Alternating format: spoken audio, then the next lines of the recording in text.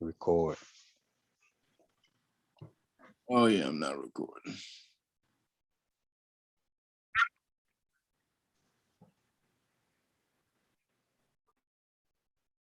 Put this on YouTube? Yeah. We should be on YouTube live at the moment. I see DeWanda's smartphone. You famous, DeWanda. Say what's cracking.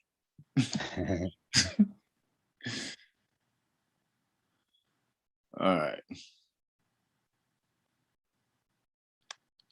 Did the Zoom snitch and tell y'all I was recording? Yes. All right. Zoom be snitching.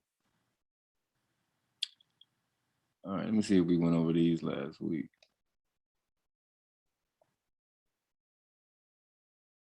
Mute your mics. Y'all know the deal. Unless you're talking.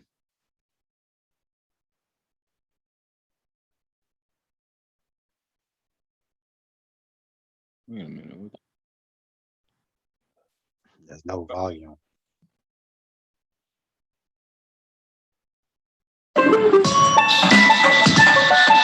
Hold on. Something is.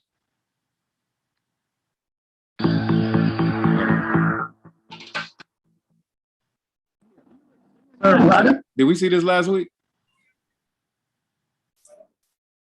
No, Anybody was here last week? Did we see this one? we didn't see that one. We didn't? Y'all sure? I don't recall it. Maybe Oh. somebody else may, but I don't remember seeing this. Oh, all right. All right, everybody, put your mutes on. I hear fumbling and stumbling and all kind of snorting and shit in the background. Mute your damn phone right now. I should hear nobody. All right, here we go.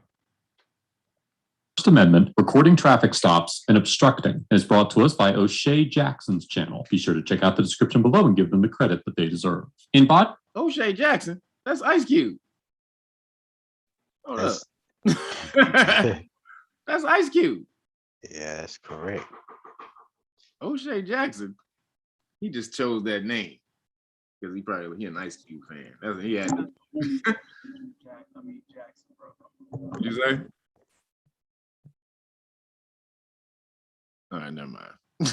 camera footage posted to his YouTube channel on July 19th, 2018. Retired Army Ranger O'Shea Jackson stopped his vehicle to attempt to film a traffic stop. Oh shit, that's his name. It's two niggas under your name, O'Shea Jackson. You know what, KB? We've seen a video from him once before, but not this one in particular. Like a few months ago, you had a video. He got stopped again, but it was a regular traffic stop. He wasn't video. He was recording himself. Really? Oh, yeah, it's been a while for him. And this is this police stop law class number 72. So shit. I don't remember. We had 72 of these bitches. So all right, O'Shea, let's see what's happening. Involving a potentially stolen vehicle in Columbus, Georgia, that was being conducted by several police officers from the Columbus Police Department. Get this close, sir. If you want to get in front of my car, you can. Right here, sir. You need to go back over there, okay? Sir, you can go over there right now. I don't have to back up. Yes, you do. Okay? I'm not deal with him. Sir, I'm dealing with him right now. You can go and step in front of my car and record all you want to. Sir, this is an investigation. You need to step in. Standing next to the stolen vehicle. You need to move. You need to go back there, okay? You go in front of my truck. That's fine. I ain't going in front of the truck. Sir, go back there. Sir, what you need to do? Sir, you need to walk in front of there, okay? I'm trying to tell you to get away from our city. Sir, this is your last warning. You're beyond our crime scene, okay? Do what I just.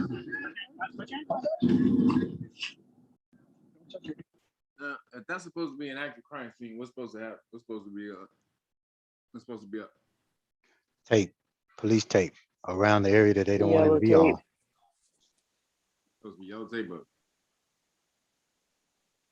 So again, do you have to back up when the popo when you're in public space? No. Are you sure? unless your presence is impeding the investigation or if you're in the way. But like he on the sidewalk, he on public property, he on the sidewalk. So in this case, I would say no. As long as he's not obstructing justice or impeding the investigation. In what ways could he obstruct justice? In this case, he couldn't necessarily. He ain't involved in the investigation. They're messing with him. He's not messing with them. It's this power struggle that they always play. Well, he's beyond 20 feet. Yeah, he's beyond 20 feet. He's way beyond 20 feet. So. And like you said earlier, they don't have the tape up. So, they're not justified in what they're asking him to do. Okay. All right, let's watch. I ain't gonna answer y'all. I ain't gonna answer it just yet. Now, I'll say this. In most cases, what the hell?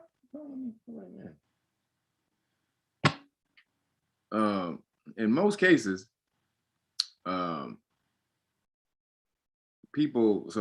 when you're on the sidewalk and you're in a public area and you're recording the police, you have every right to do that.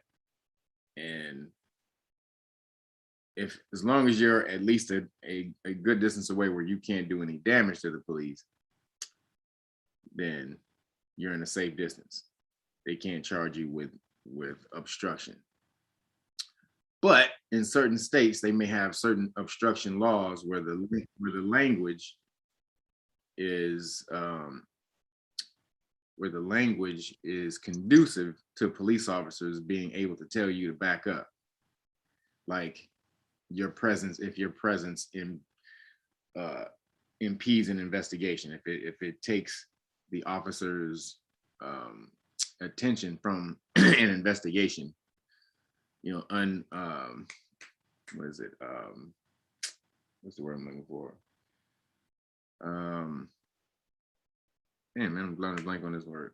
But if the officer has to basically pay attention to you, and they can't do their job, in certain states or certain municipalities, they may have ordinances that are worded where that's considered obstruction.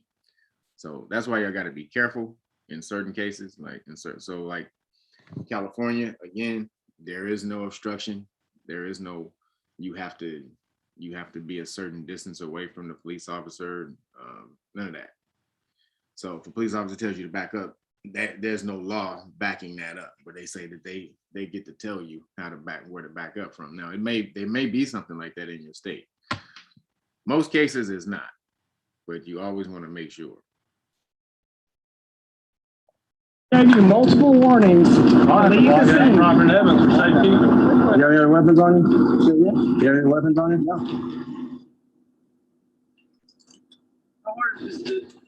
Can you go this side? I can hear. Sir, I can't hear. Now,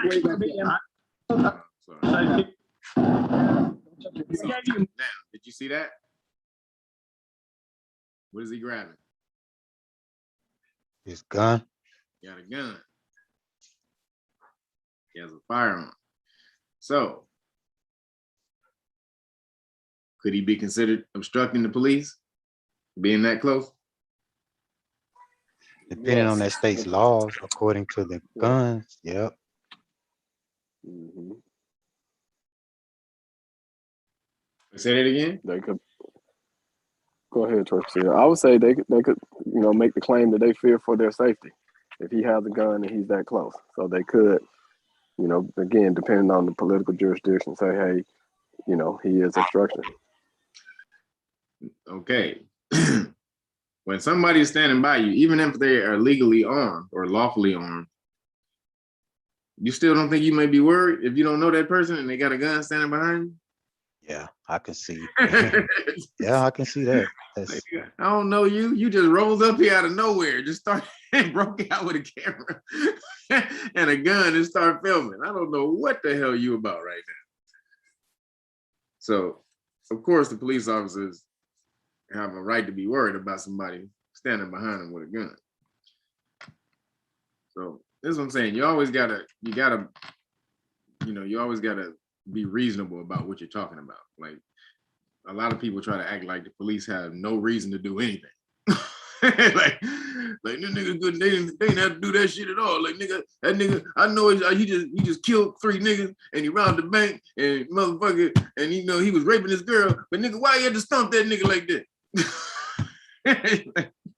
And Kevin, in this case, don't that go into the totality of the situation in regards to a reasonable cop would think or have some kind of concern with that guy there with the gun?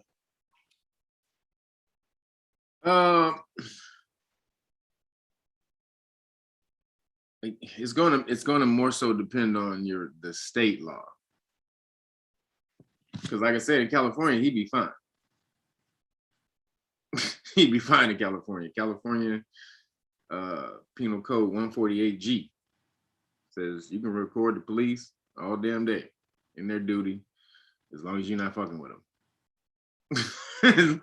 And so it doesn't say how far you have to stand. You gotta stand back a certain distance. It doesn't say that they can control the scene and tell you to stand. It doesn't say any of that. So you got a right to record these niggas as long as you ain't fucking with them. So in California, he'd be fine. But depending on, again, where his state is, it may say that you need to back up a certain distance, or if you have a firearm, then the police may can control the scene with anyone armed. Multiple warnings. We gave you multiple warnings. Proper evidence for safety. You got any weapons on you? You got any weapons on you? No.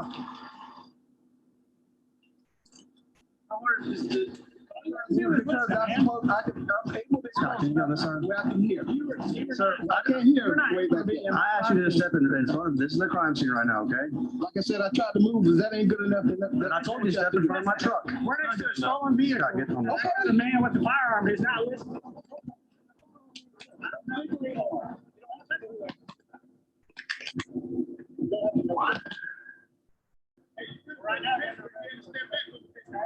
That's what we're trying to tell you. Okay. Yes. Did you hear the other circumstance of the case right there? What did you say that vehicle was? That was a little low. I didn't hear. Maybe somebody else. I thought he said somebody was undercover. Nope. Anybody, y'all didn't hear it? Yeah. No, I couldn't hear it. I'm gonna go back and see if you hear it again. See if y'all pay attention. What's going on, man? This is the crime scene right now, okay?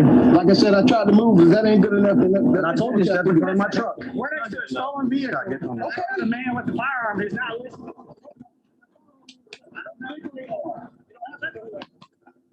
Did y'all hear it? Man with the firearm not listening. Somebody said it. Somebody. Did he say it was stolen? Yes. That's a stolen vehicle. This is not they just pulled somebody over. This is a crime scene. That's a stolen vehicle. So. Yeah, he was in the way. Yeah, he was in the way. It's not a traffic scene. It's a crime scene. So, in some cases, if police officers on a crime scene, if police officers don't have tape, they're able to establish a perimeter with the vehicle.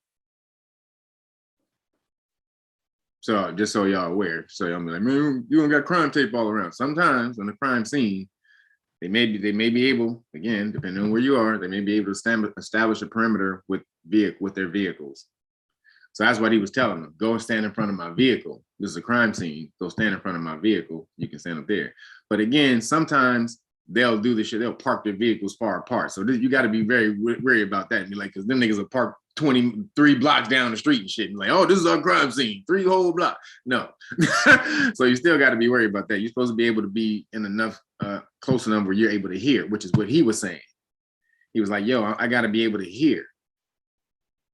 Which is true. If you're recording, you're doing journal, you're documenting the scene or the incident, you're supposed to be able to hear this incident as well. So there's a fine balance between that.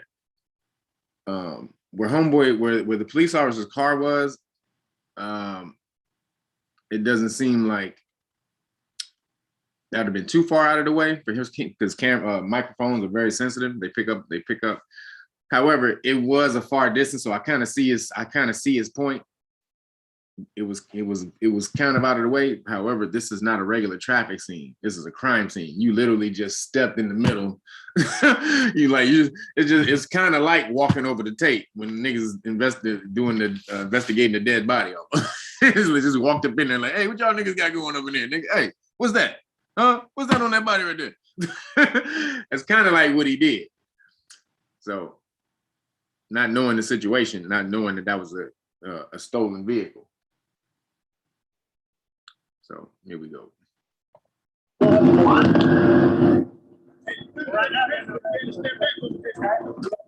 what we got now.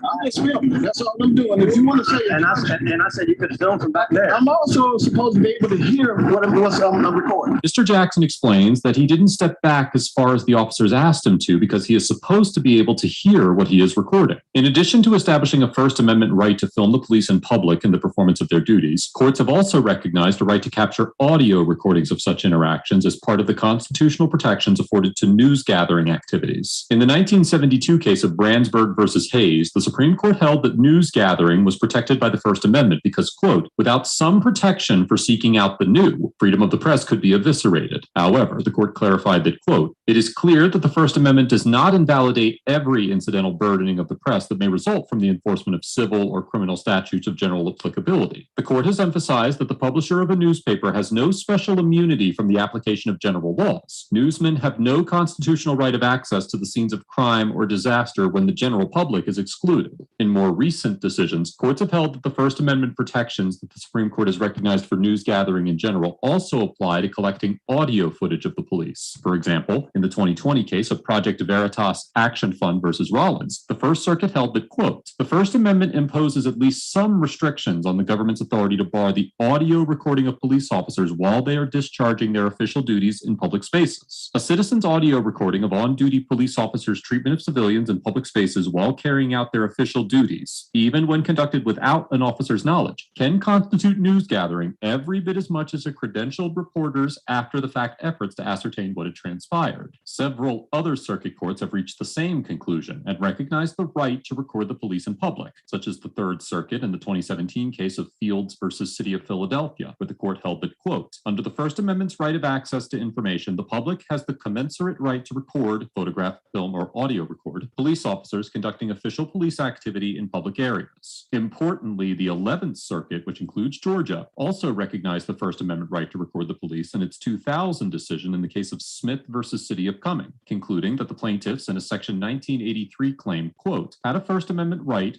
subject to reasonable time, manner, and place restrictions to photograph or videotape police conduct. Applying these standards, a court would likely conclude that Mr. Jackson had a First Amendment right to capture both video and audio while filming the officers, but also that Mr. Jackson's right to do so could be limited by reasonable time, place, and manner restrictions. Okay, well, you are in the middle of what we're investigating right now. And at this point, you have obstructed our investigation.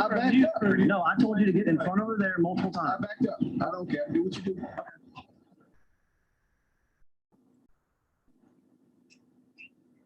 You guys are supposed to be able to be watched and heard. And I told you, I'm sorry.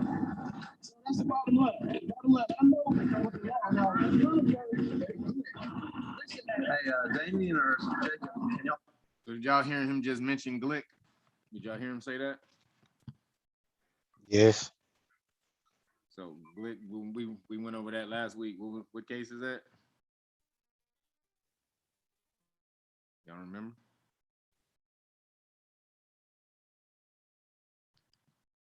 Glick versus Cunniff, or Cunniff? Cunniff, I think it's because somebody said Cunniff. Yeah, Cunniff or Cunniff, whichever the one is. Where the court ruled that he was able to take he was able to record the police. He was standing 10 feet away. Right. And he was able to record the police.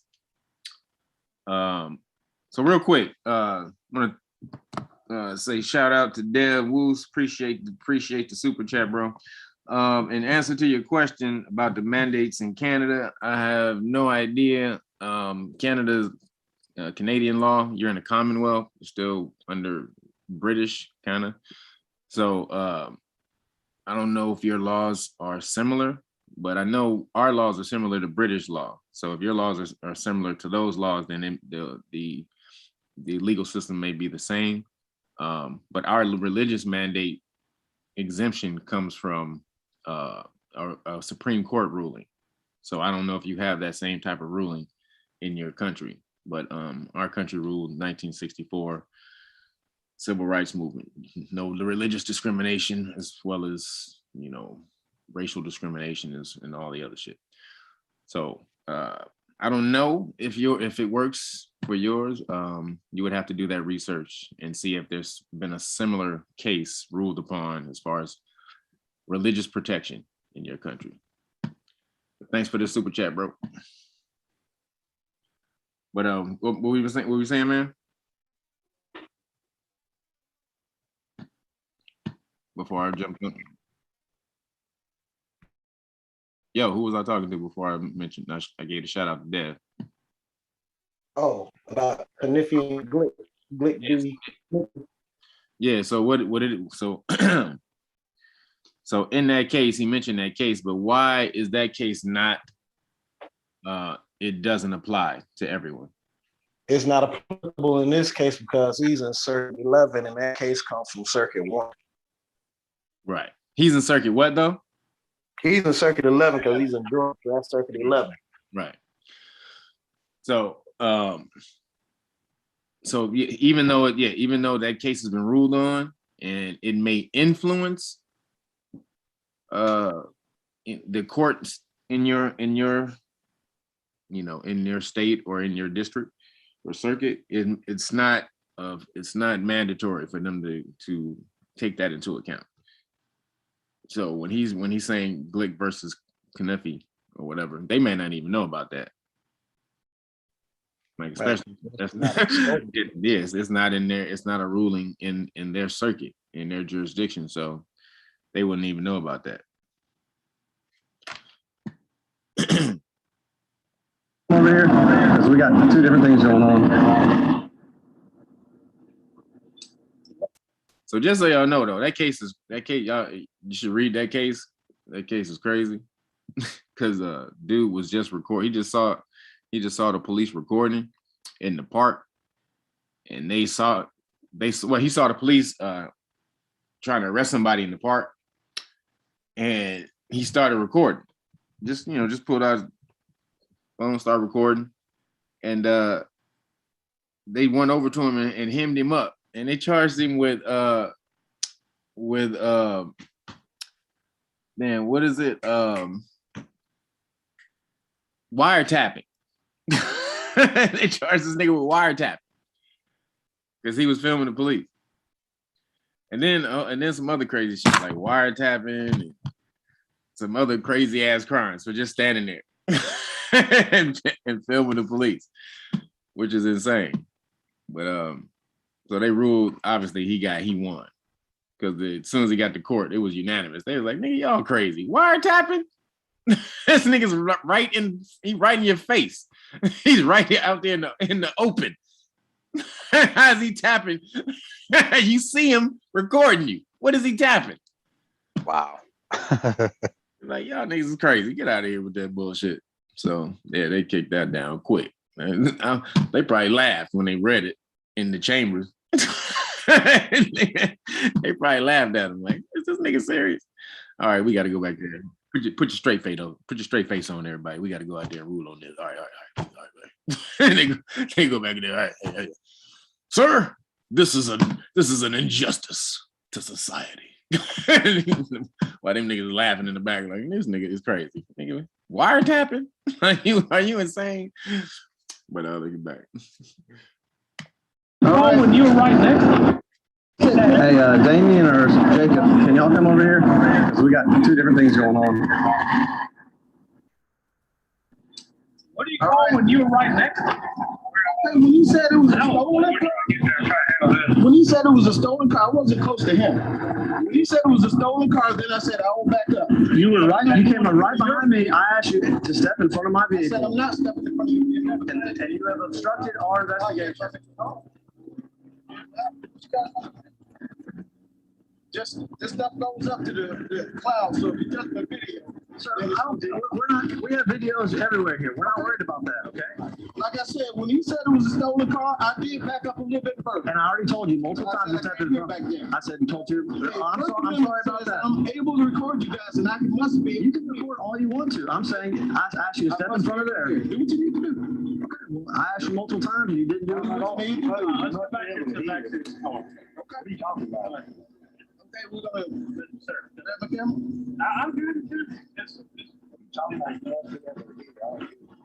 Yeah, I must be able to hear what's going on. The First Amendment says I can record a public record. And that's okay. When he was way over there, I was over there. You can record, but I don't think there's anything in that like you did. Cunniff and Glick. It's 10 feet, but 10 feet is way too close. Here, it appears that Mr. Jackson claims that the 2011 case of Glick versus Cunniff, the First Circuit case that first recognized the right of citizens to record the police in the performance of their duties, established a quote-unquote 10-foot rule for filming public officials and or police officers. While the court in Glick did not actually create a specific guideline for how close a citizen can be while recording the police, it did determine that an individual who was standing about 10 feet away from an arrest to film was acting well within the bounds of the First Amendment's protections. The court explained that, quote, Glick filmed the officers from a comfortable remove and neither spoke to nor molested them in any way except in directly responding to the officers when they addressed him. Such peaceful recording of an arrest in a public space that does not interfere with the police officers' performance of their duties is not reasonably subject to limitation. The same restraint demanded of law enforcement officers in the face of provocative and challenging speech must be expected when they are merely the subject of videotaping that memorializes, without impairing, their work in public spaces. However, it should also be noted that the incident that was being recorded in the Glick case occurred in a public park, not on the side of the road during a traffic stop. And it is possible that a court could determine that a larger distance between Mr. Jackson and the officers was appropriate in this situation. In the 2014 case of Garrick versus Begin, the First Circuit applied the Glick standard to filming a traffic stop, explaining that, quote, the circumstances of some traffic stops might justify a safety measure, for example, a command that bystanders disperse, that would incidentally impact an individual's exercise of the First Amendment right to film. Such an order, even when directed at a person who is filming, may be appropriate for legitimate safety reasons. After explaining the possible incidental impact of a general order to disperse, the court then clarified that, quote, however, a police order that is specifically directed at the First Amendment right to film police performing their duties in public may be constitutionally imposed only if the officer can reasonably conclude that the filming itself is interfering or is about to interfere with his duties. In this situation, the officers advised Mr. Jackson that he could continue filming, but ordered him to step back further away. How would his filming be in the way of them doing their duties? Or how could that be construed? How could they construe him filming being in the way of their duties?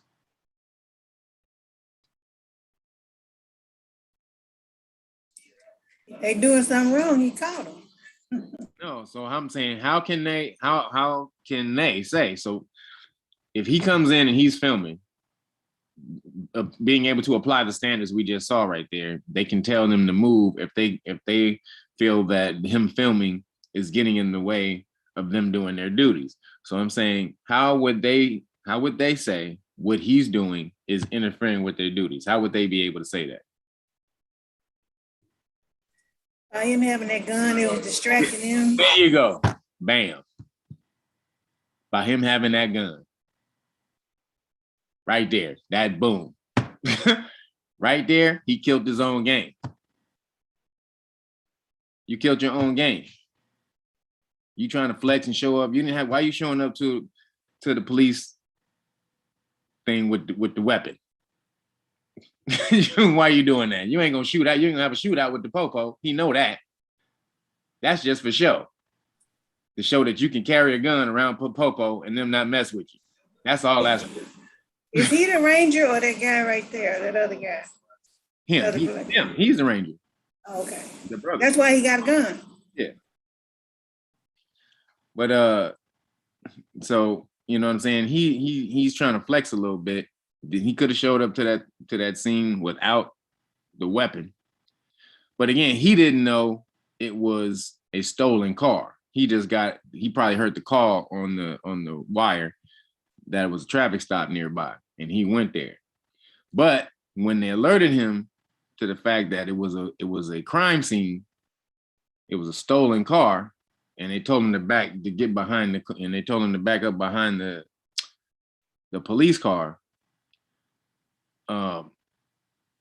Again, you have to weigh your options here. Some courts may say he necessarily didn't have to do that. Some courts may say he did. You gotta, it's going to be a game time decision, and you're gonna have to weigh out the temperament of the officers, the situation, everything. Is it a little intense? Should I back up a little bit? Am I trying to just push my line just because I want to? Just because I want to push my line, like, you know what I'm saying? Am I doing that, or is this for the good of the situation? So him standing there with that weapon placed the officers their attention. Just naturally, somebody behind you with a weapon would draw your attention and obstruct you from doing the job you're supposed to be doing. So that's how the courts can see that. The scene. Since courts have not established a specific distance requirement for filming the police, a judge could conclude that the order to move back was a reasonable safety precaution and not an infringement on Mr. Jackson's First Amendment rights. I agree. So when he said this car was stolen, I moved back over here. Sir, you came in right here. I said, please go in front of my car. I said I wasn't going to do that, but I moved. And that's why we're here right now, okay? That's why we're here right now. Do you see my camera? You moved about 5 feet. Do you see that 5 feet? You were right here. No, I was right here next to the door. Okay, well, let's say 10. That is not, 8 that's, feet. actually, that's 10 We're not going to meters. argue. We can go to jail there for obstruction. Okay. You got someone come get your vehicle?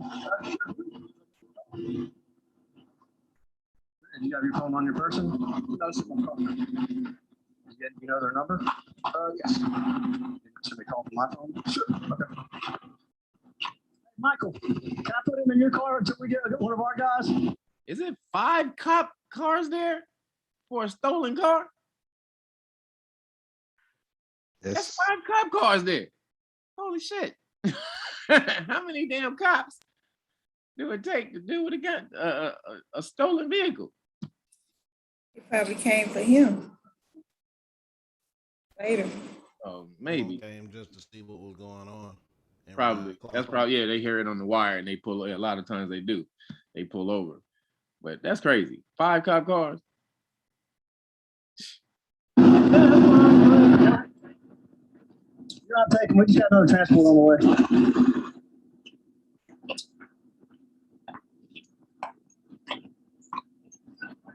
As long as that, I will guarantee you that somebody's gonna come up with charges after this. It's because it's not interference when I'm filming. You can't say. And I said that clearly. I don't have a problem if you film. I said you need to get in front of the crime scene and you need to get in front behind the crime scene. I told you that. I And you said you were not going to do that. I said I was not going to move in front of your truck, but I did move. It's on my camera. I know, it's on my camera. The officers inform Mr. Jackson that he is going to be charged with obstruction, a criminal offense that is codified in section 16-10-24 of the Georgia Code, which states that, quote, a person who knowingly and willfully obstructs or hinders any law enforcement officer in the lawful discharge of his or her official duties shall be guilty of a misdemeanor. When interpreting this statute, it is important to note that it also creates a separate felony offense for resisting, obstructing, or opposing a law enforcement officer, quote, by offering or doing violence to the person of such officer. Accordingly, courts have taken a broad view on what constitutes misdemeanor obstruction, and as reviewed by the Court of Appeals of Georgia in the 2014 case of Johnson versus State, Georgia courts have upheld obstruction convictions for repeatedly refusing to obey an officer's instructions to calm down and step away while the officer was interviewing a person at whom the defendant was screaming and cursing, refusing to obey an officer's lawful commands to wait and back off,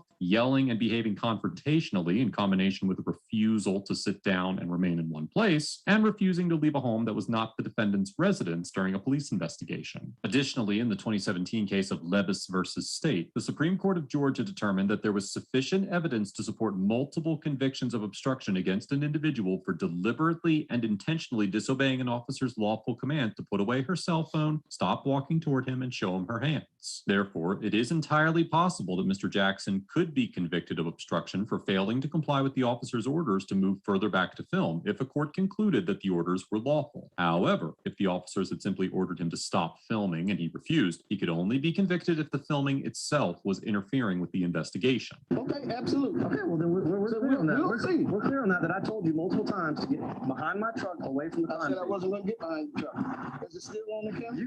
You could still be. I cannot hear right there. Okay. Well, we're not gonna argue that here. Well, you're right.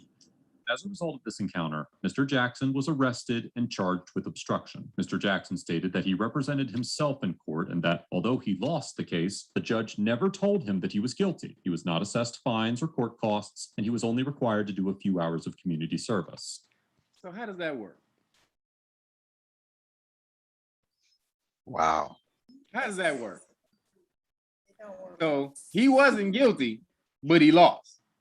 Yeah, that's I'm sorry, but we apologize.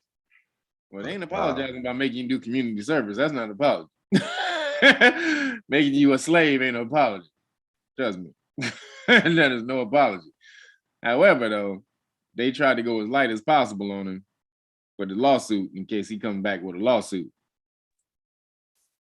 Because he had him with that I can't hear it. That what I can't hear it. You're trying to tell, I can't hear it.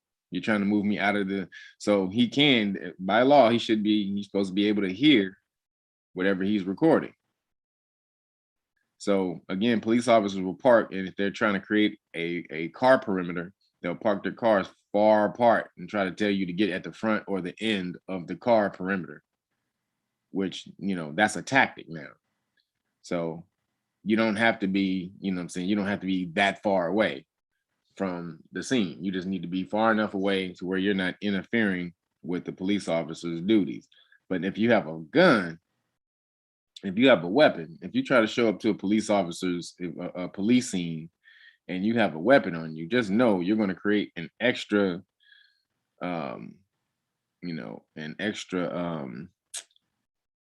basically hazard. Well, hazard. You're going to create a hazard that the police officers have to worry about.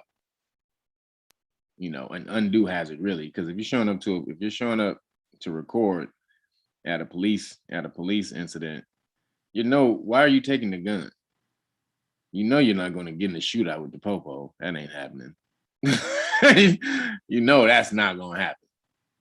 So again, you just want to showcase that I can carry a gun around popo. I promise you, that's what that is. That's all that is. I can carry a gun around police. What? It's the law. These niggas can't take my gun. If you got legally right, you got a legal right to carry the gun, you can carry around popo. I'm gonna carry my gun. Again, you gotta pick your battles. Pick your damn battles. So he probably would have won the case if he didn't have a gun on him. Public court records regarding Mr. Jackson's case could be located. Or if he just got a lawyer, or just a regular lawyer would have been able to eat this up in 2 seconds. A regular lawyer would have been like, what? Obstruction? All right. But because he represented himself, and I'm sure he doesn't know the law like you think he does, that's why they was able to railroad him. And it is uncertain whether Mr. Jackson intends to take legal action following the incident. Overall, the Columbus officers get an A for making a legitimate effort to respect Mr. Jackson's right to record the stop. Do y'all think they should get an A? Nope. No, I don't agree with the A. They did a good job, but not an A. Maybe a C minus. Yeah, no way. Michelle, you don't ever be nobody teacher. Goddamn, you had to study all goddamn year for one test for Michelle. That's about it. C minus. You too? Well, normally I'd say give them a D to a F off the rip. That's where they start with me. anywhere between the F. Well, no. I agree with you. Y'all tripping. What'd you give him? I'd give them a B because they didn't really they could have handled them a lot rougher than they did. I mean, they were well within their parameters. I mean, lawfully, and the way they approached him and the way they handled the situation, being that he was armed, because it could have turned out a different way. Yeah, they were wrong in some sense, but they were also right in a lot of sense. Yeah. I'd probably give him a C plus. See? B minus. They weren't belligerent or nothing. They were, they weren't gangster, belligerent, or none of that. So, I'd probably give them a B minus. Although they weren't with they don't know at this is a gray area, because when you're dealing with stolen property, becomes a crime scene. Some crazy dude that you don't, well, you in your mind may be crazy, because only crazy people just show up to police scenes and start filming.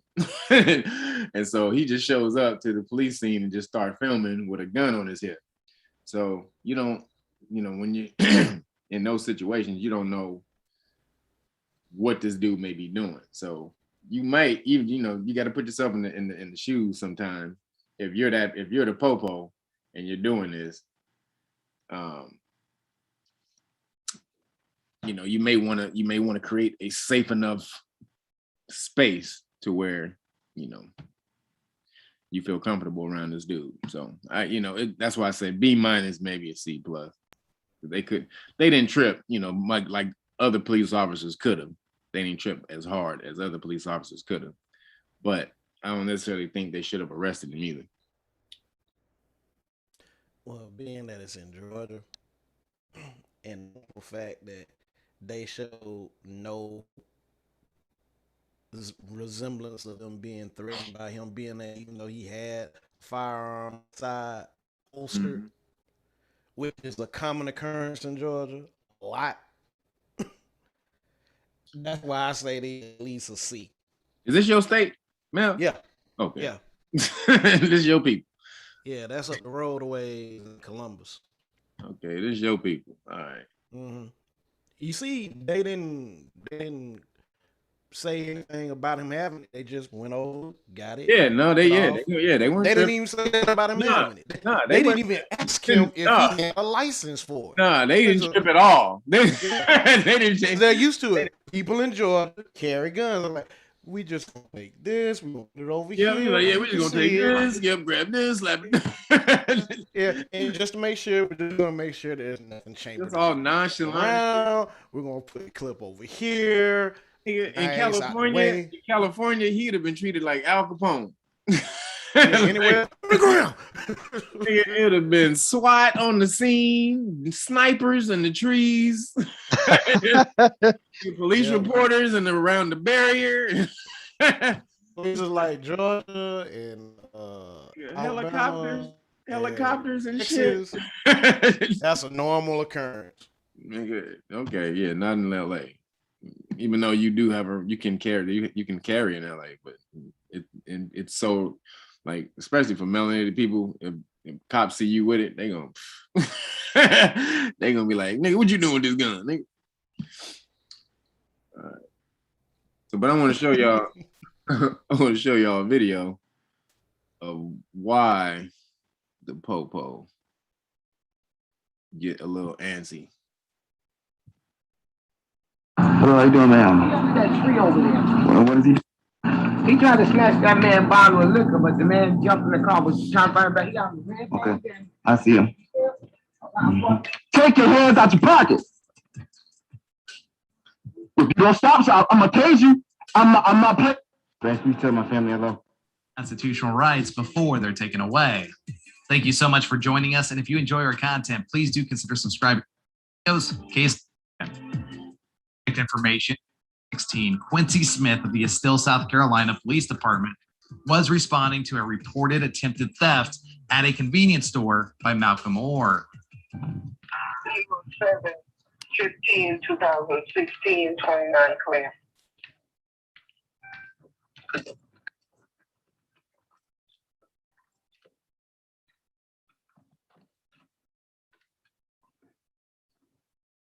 Dispatch Echo 7, 1023.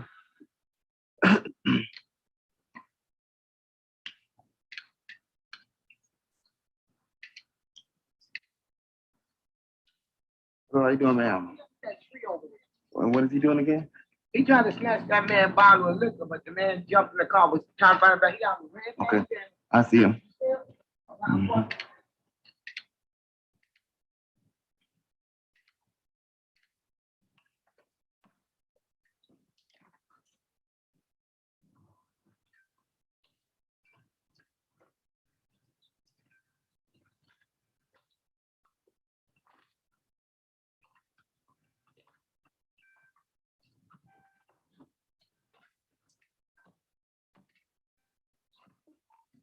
Echo 7. I'll be out with that subject. Come here, man. Come here for a second.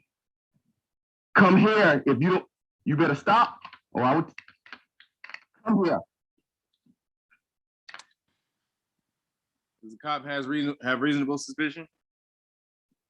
Yeah, that lady just snitched on him. So he got a call. That's He was called to the store.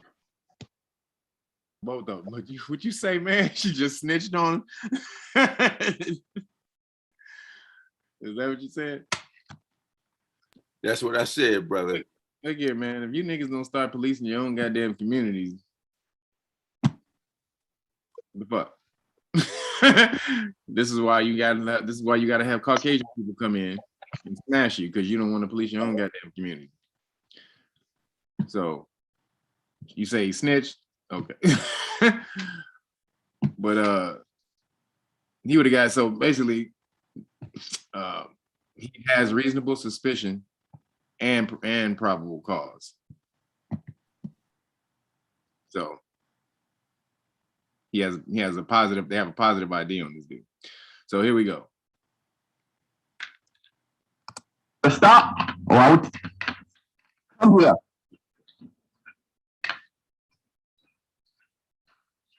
Come here.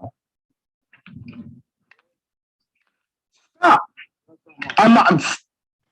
If you see a dude walking like that, what would you think as he's telling you to stop from a popo? If you see him walking like that, what you think?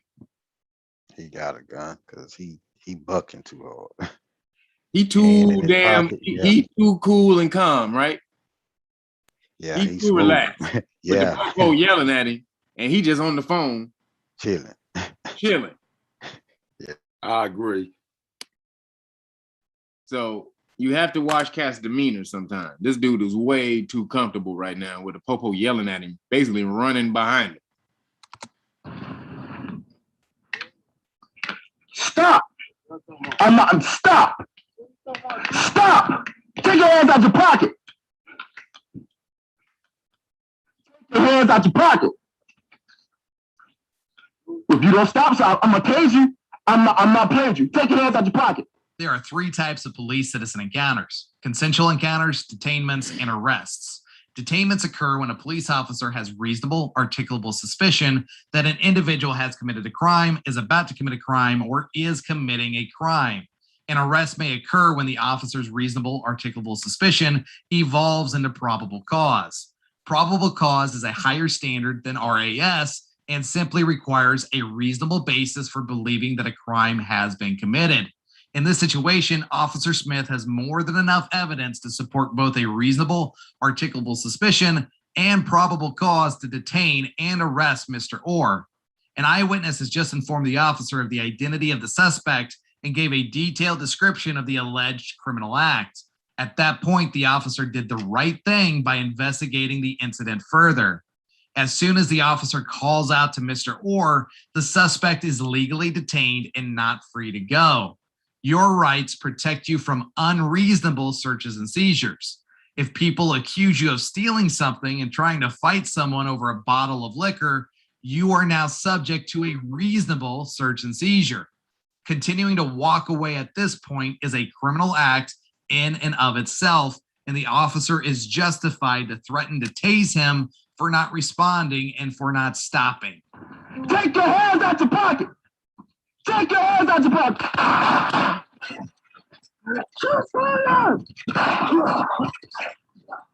Shots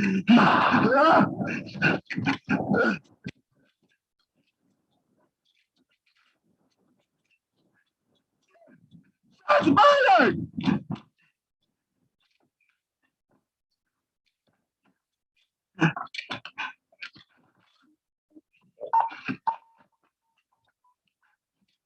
This range, I'm in! This ain't gonna stop, I'm in! I'm in! I'm a Tyson. Dispatch, help.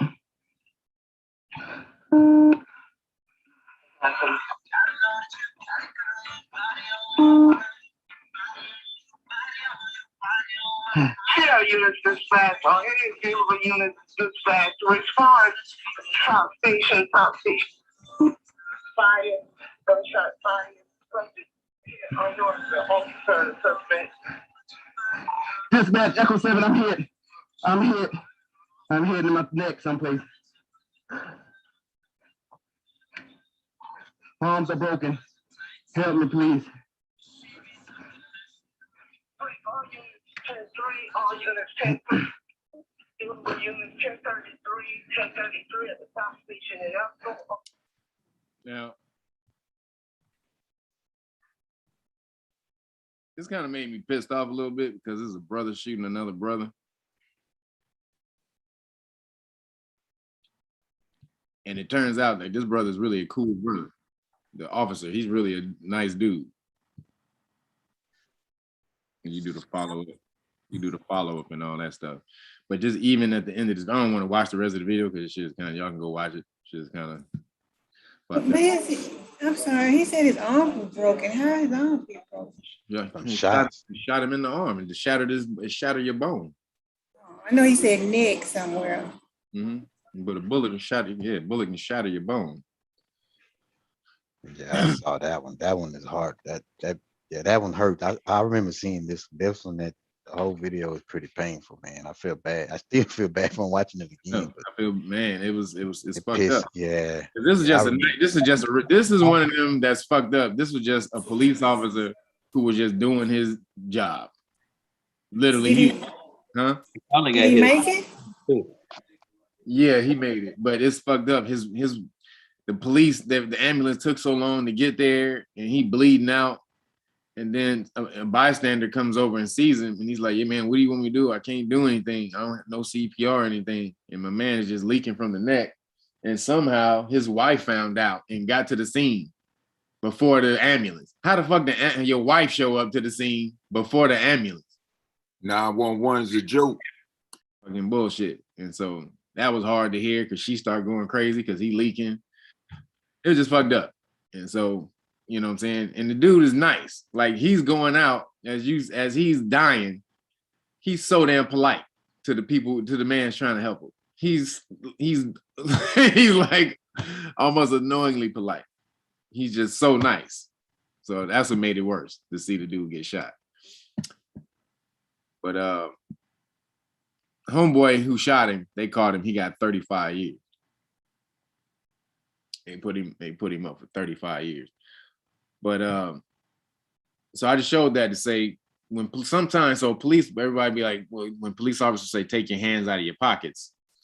Now, if they don't have reasonable suspicion, they don't have the right to tell you to take your hands out of your pockets. But you can see why they would want to do that.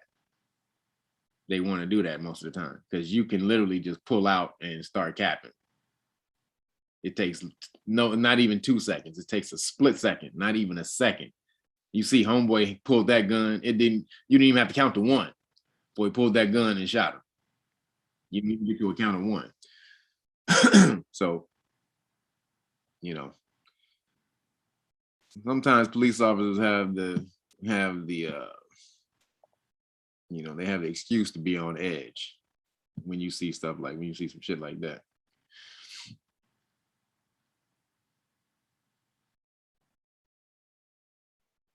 But here, this where they now, about as we saw that was a good cop, here about to be some fucked up cops doing some bullshit.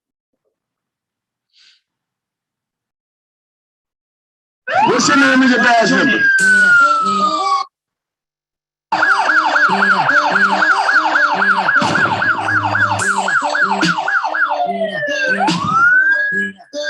First Amendment, you ever heard of it?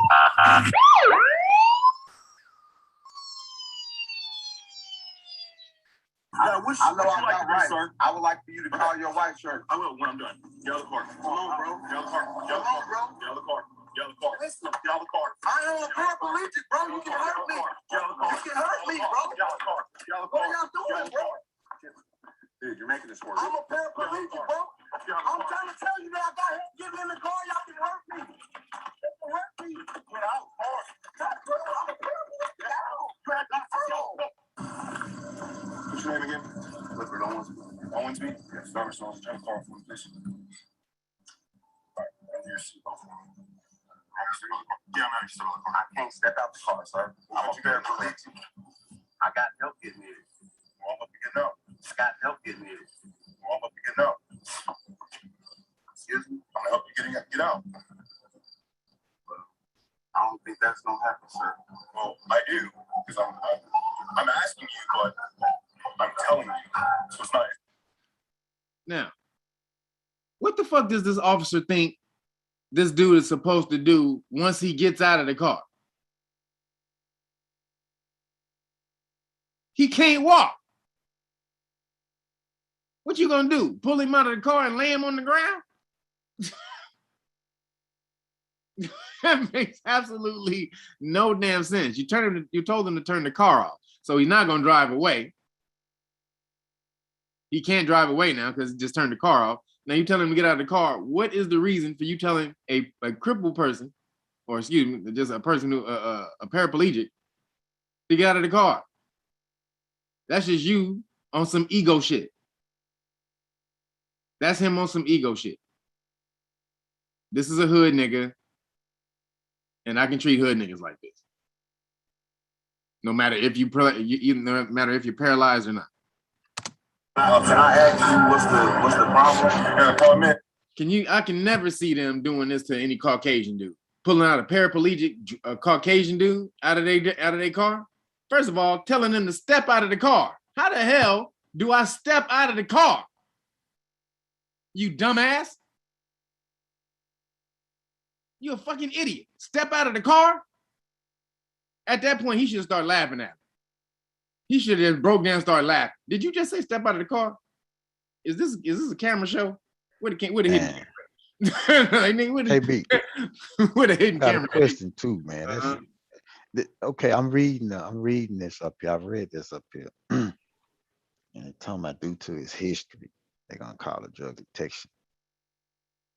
Dog, I mean, due to his history, that's why you telling him to get out the car, they're gonna call it drug. I mean, that's not lawful. So yeah, we're about to get in. We was gonna get into that as they pull it. But so they pull him over. Apparently, he's been arrested before. He probably sell dope. Probably is a nice ass car. I think it was an Audi or some shit. Yeah, nice ass ride. Like, you know what I'm saying? He got a really nice ride. You be like, hey, how you get that ride? But apparently, so he has a drug history. So, with you having a drug history, does that give the police officers the right to pull your car over and do a drug detection? No. Why not? Because you're innocent until proven guilty. Yeah, they have to have some kind of reasonable suspicion to pull him over that they saw him do something, or they believe he's about to commit a crime or has committed a crime. Or they can pull him over because something's wrong with his tags, but just not because he has a history. Right. There has to be some type of traffic violation for them to pull him over first. But with the police, they're going to take their chances that more than 50%, if they stop him, they're going to find something. It's way, yeah. Oh, yeah. It's probably more than 50% when they stop brothers who fit the description, his description, that they probably find some type of paraphernalia, weed or something in the car. But that's why they do it. That's what I'm trying to tell cats. When y'all all wear a uniform. Niggas in the hood, all y'all niggas wear a uniform. Sagging, same Jordans. Wear your hair the same way. Tight, skinny jeans. Oh yeah, white. Y'all you niggas want to look alike. I don't get that shit. But you wear a uniform just like they do. And they can pick you niggas out just like you can pick them out. So when you fit a description and it's not right, absolutely, it's not right. But when you do fit the description, they're gonna fuck with you because it's easier for them to do, and it's easier on many levels because most likely they feel that most niggas are involved in some illegal shit. But then you don't look like them, so they don't feel bad about accosting your ass and doing you bad because you don't look like them. They don't go home and think, oh, damn, I just did some fucked up shit to somebody who they think in their mind is like them, a person. They think of you as the scourge of society or some shit like that they got to deal with. And they got to protect the other society from. So this is why it makes it easier for them in that mentality to be able to pull out somebody who can't even walk and tell them to step out of the car. That makes... If any lawyer didn't attack that, if this dude didn't get a lawyer and they attack that just off the rip, step out of the car into a paraplegic, man. So it's not. Can I ask you what's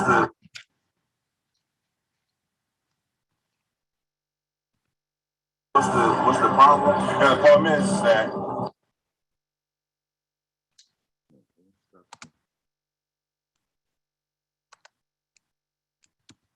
So it's not. Can I ask you what's the problem?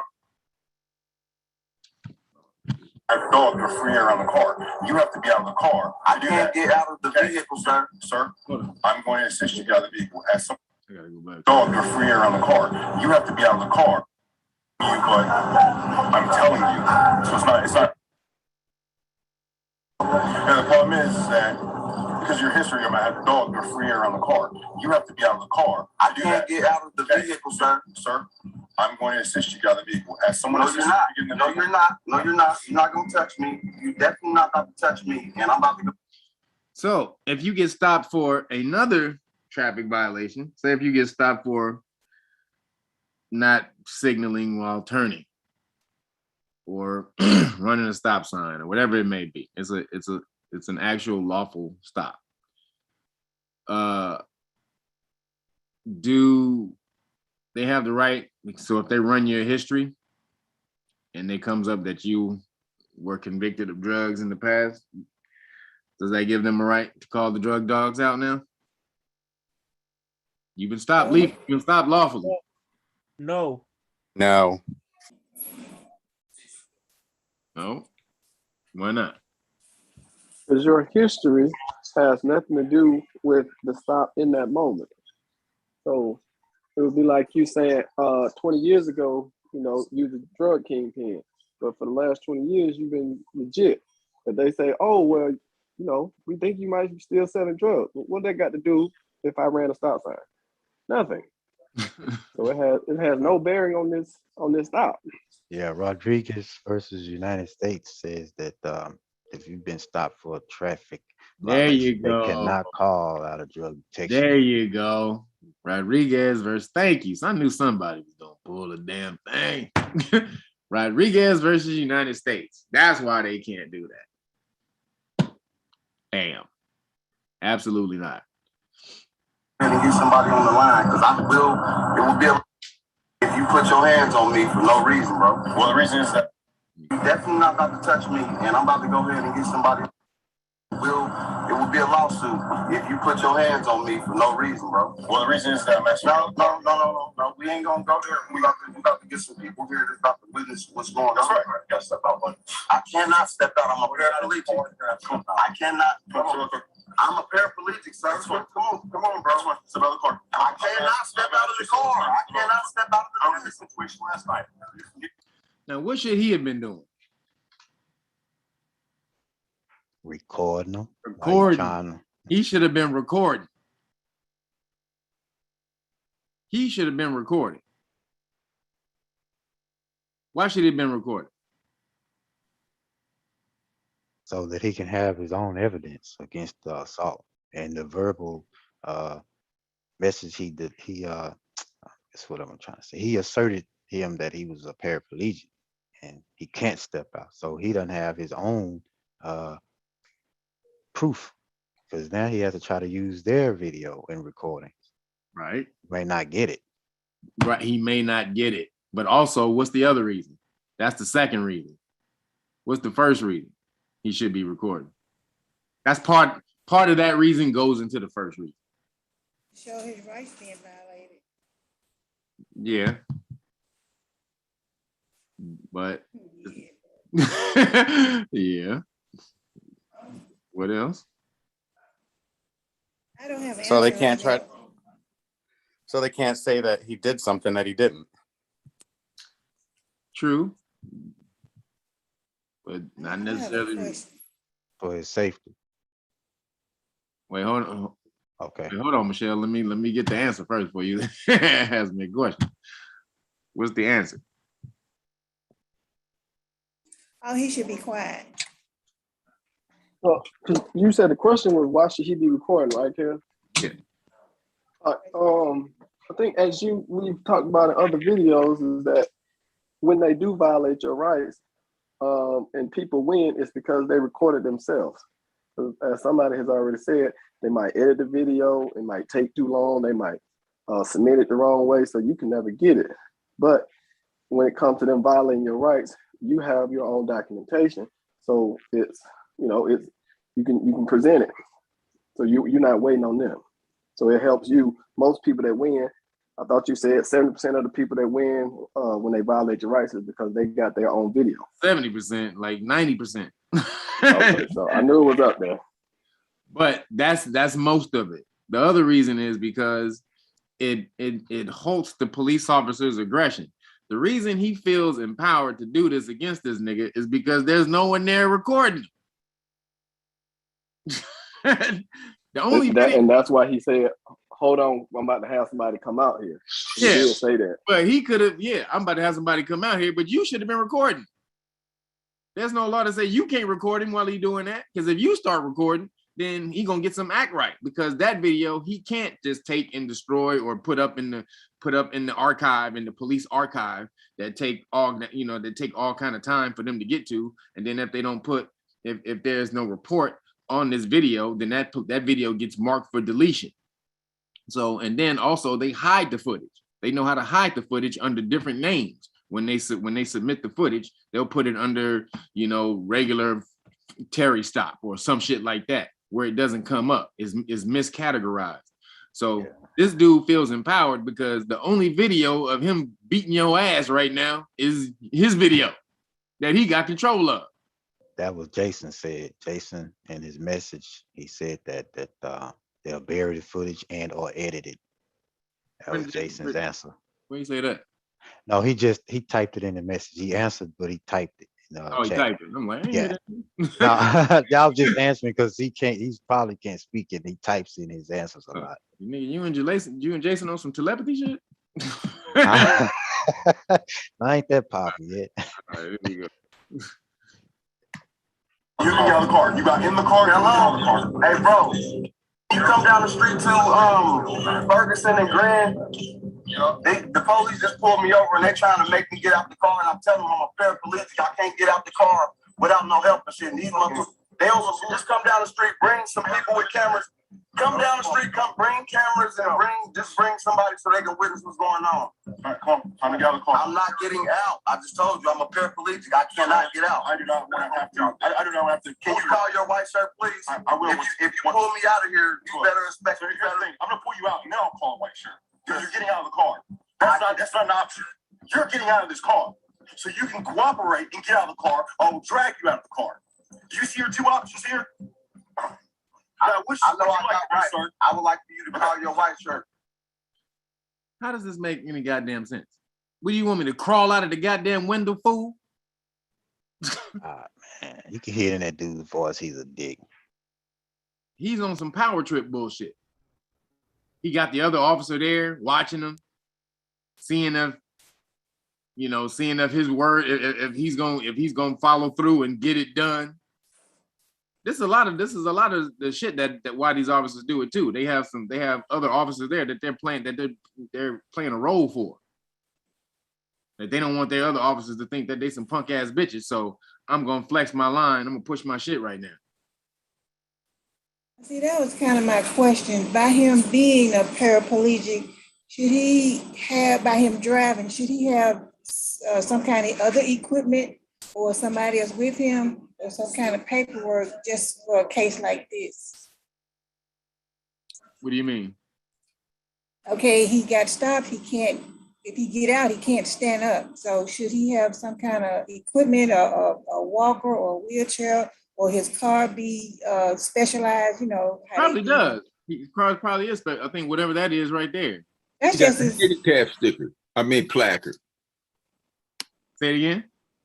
He should have a handicap placard, either on the mirror or the license plate. Absolutely, he should have a handicap placard on the license plate. Okay, but I'm talking about him getting out. Should he have some kind of a walker, a wheelchair, or somebody? He said somebody helped him get in the car. That's what I'm saying. So he can't maneuver by himself. So should he always have to have somebody riding with him or some kind of equipment to help him get around? Most people, because I had an uncle like that, they do have equipment. Or what they would do is sometimes it's like if I know I'm going to a location, he will go to that location, and then the person will be able to help them sometimes out if they go there. So they do have equipment. It just depends on the type of vehicle. And if you look in the picture, you can kind of see why I think that's a handicap. Like you see where it looks like it's gray right here, and then that further to the side, left, right here, down. That might be a placard right there. Sometimes people put placards on the side of them so they can pull it up and down. I don't know, but I know when my uncle was alive, he used to put his placards down. So they have equipment. So it just depends on the person. Like I said, he might have a chair that he pull out, but why should he pull out right now? You know what I mean?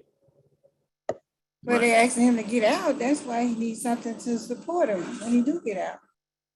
Well, yeah, but it makes no sense though for them to say step out of the car and keep telling him forcibly get out of the car when the dude can't walk. Yeah, because oh my bad. Go ahead. No, I'm just saying that's the dumbest thing in the world, and it shows that he's That's the word. That's the word I was looking. He's grandstanding. That's the phrase I wanted to look. He's grandstanding for the other officers so that he don't look like no punk ass bitch. So after he said that he was paraplegic, he doesn't have to say anything else. I mean, he got it on camera, so it shouldn't matter anymore. No, he should just be quiet at that point, right? Yeah, thank you. Yep. He sure should have. He sure should have. Now, yeah, because they already messed up. Right. Again, if it's at a lawful police stop, they're able to tell you to get out of the car. But if you can't get out of the car physically, then they have to make accommodations. Yeah. If you physically can't get out of the car, they have to make accommodations. So they can't try to find him by not having the proper accommodations, right? No, I'm saying they have to make accommodate. The police officers have to make an accommodation. If they tell you to get out of the car, but you can't, then they have to allow you to stay in the car. Yeah, that's what I'm asking. You know, they always doing stuff that they don't supposed to. And if they try to find him, they can't find him to say he don't have proper equipment to, follow our demands. Well, I don't know what the handicap law would be for somebody driving paraplegic, which you would need. But if you can't get out of the car though, physically get out of the car, then the police officers would have to make an accommodation for that, an exception. This is that part of the discretion that they have. They don't have to pull you out of the car. He just doing it. Well, we got to pull you out of the car for the dog. No, you don't. I've seen how many damn drug searches have there been with the dude sitting in the car with the dog? Plenty. Thousands upon thousands. Probably hundreds of thousands. But now all of a sudden you can't get out. You need me to get out of the car. And these were people who could walk. But now you need the dude who can't walk to get out of the car so you can bring a dog. All right, absolute bullshit. So let's finish it. Well, will when I'm done. Get out of the car. Come on, bro. Get out of the car. Get out of the car, bro. Get out of the car. Get out of the car. Get out of the car. Get out of the car. Listen, get out of the car. I don't care. Damn it, man. Beautiful. I'd like for you to call your white shirt. I will when I'm done. Get out of the car. Come on, bro. Get out of the car. Get out of the car, bro. Get out of the car. Get out of the car. Listen, get out of the car. I don't paraplegic, bro. You can hurt me. Get out of the car. You can hurt me, bro. Get out of the car. Get out of the car. What are y'all doing, bro? Dude, you're making this worse. I'm a paraplegic, bro. I'm trying to tell you that I got him. Get in the car. Y'all can hurt me. You can hurt me. Get out of the car. I'm a paraplegic. Get out. Did you see what he just did? Grabbed him by his hair. Grabbed him by his fucking hair and pulled him out of the car. When I tell you they don't think of you as a human at all, just grabbed this dude by his locks and pulled him out of the car. Ow! Get out of the car. Somebody help! Somebody help! Somebody help! Stop! Someone help! Now, do you have to stop yelling for help when they're abusing you? No, man, this dude is. I The don't fuck even outta want here. to say nothing, man. Stop. No. Stop. No, I'm not gonna stop yelling for help. You punk ass bitch. No. So are y'all recording this? Stop. Somebody help! I'm a paraplegic. Stop. They are doing the unjust thing to me. Somebody please help me. Stop. You are hurting me. What are you talking about? I'm a paraplegic. Stop. I'm a paraplegic. I'm a paraplegic. Stop. You're making this worse than it needs to be. I'm a paraplegic. I gave y'all everything. That's fine. I gave y'all everything y'all asked for. Cooperate. Can y'all call the white shirt? Call whoever you want. Can y'all call the real police, please? So do y'all see that? He has not been charged with either count, and there were no drugs or firearms in the car. I know they arrested these two clowns. No drugs or firearms in the car. He said, "Well, somebody called the real police." Yeah, he said somebody. I would have said that too, Michelle. Shit. He said somebody called the real police.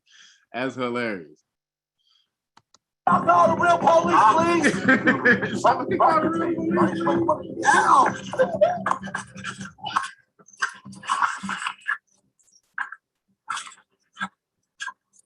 You make it so much harder than what it has to be. Hold up. He making it so much harder. Him, the crippled dude. So Dayton police say they're aware of the incident and Professional Standards Bureau currently investigating. Get the Professional Standards Bureau? Again, I'd had everybody's bond immediately. So much harder than what it has to be. Look at that, dragging him off with his pants down. And throwing his shoe back in. Threw his shoe at his car. Basketball in his shoe. Hey, kid, where the handicap society at? Thank you. If this was a white motherfucker doing, man, yo, you would have had 50 million white motherfuckers marching on the goddamn street if they pulled the goddamn handicapped white motherfucker and drug him across the goddamn street.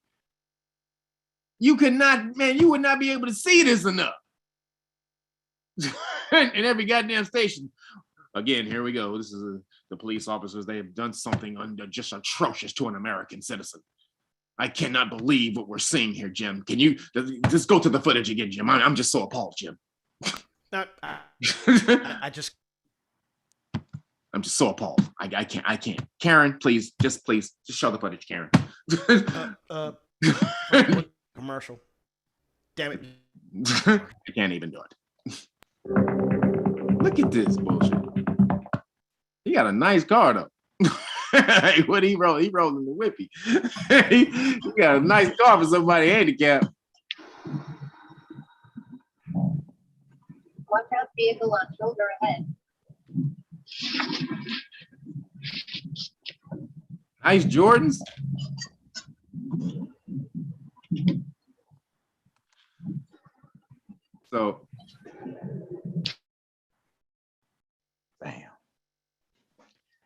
They broke HIPAA laws and everything.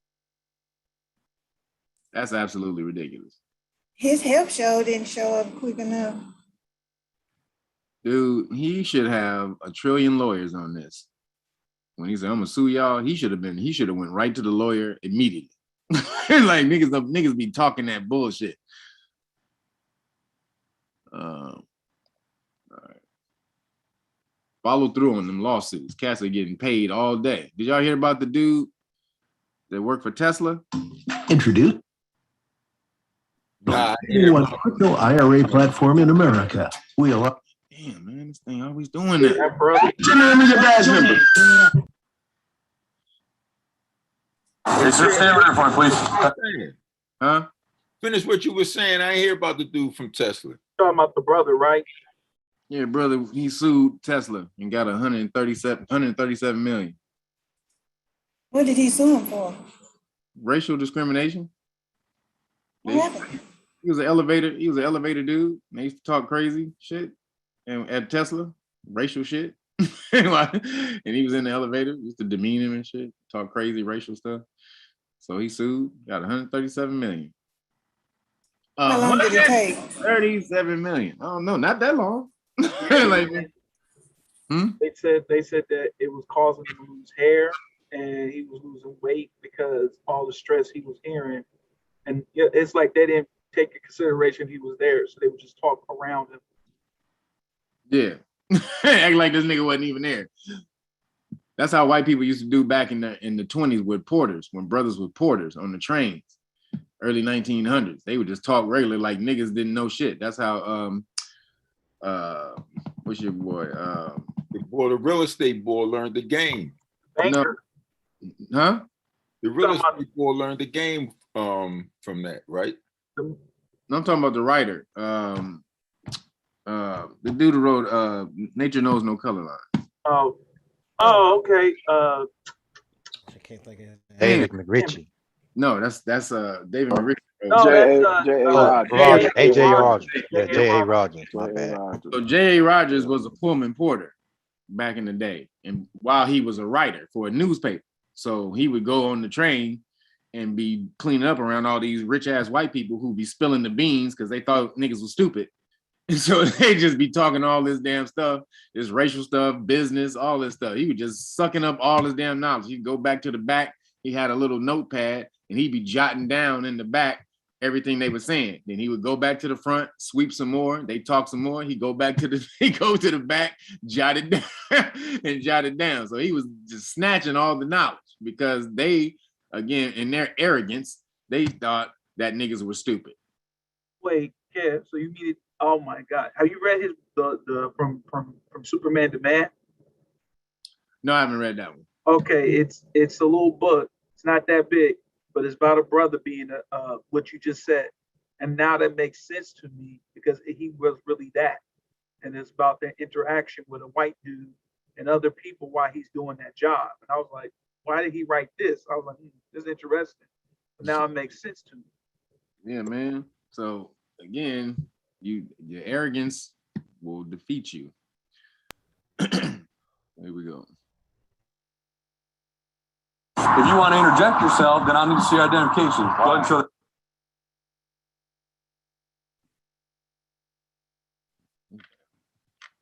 Down. That's one time. I'll ask again, and you'll go to jail. Let me see your identification. It's in my pocket. Grab it out, please. If you want to take it, go ahead. Grab it out of here and go to jail. Last time. Turn around. Guy's a law expert. Guy's a fucking law expert. Yeah, guess they don't like that. No, they don't. Home in his vehicle. His girlfriend was driving in the car in front of him. July 19th, 2021, was driving home in his vehicle. His girlfriend was driving in the car in front of him and was pulled over by two uniformed officers of the Pinellas County Sheriff's Office for a suspended license that turned out to be a DMV error. Jabari parked his vehicle in the adjacent business and watched from a distance. As the officers were searching his girlfriend's vehicle, Jabari became concerned and walked over to ensure everything was okay. His girlfriend assured him that all was well and told him he could go home and meet with her after the stop.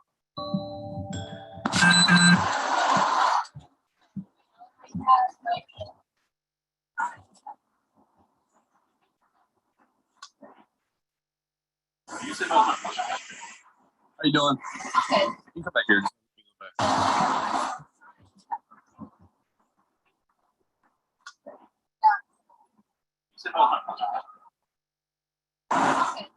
Now, what did she just do that she shouldn't have done? Left that door open. Her car door is open. Because she did something. Y'all didn't hear it? He asked if he could search the car. Oh. He about to let him search the car. I got it.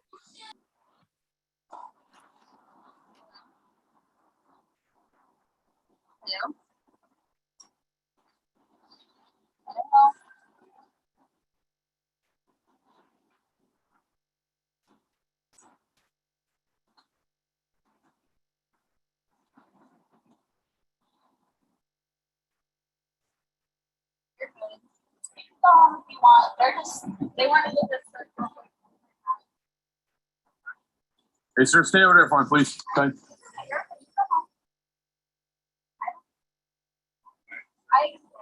Do me a favor. Okay. I got you, but you're not part of this right now. I'm trying to be. I'm trying.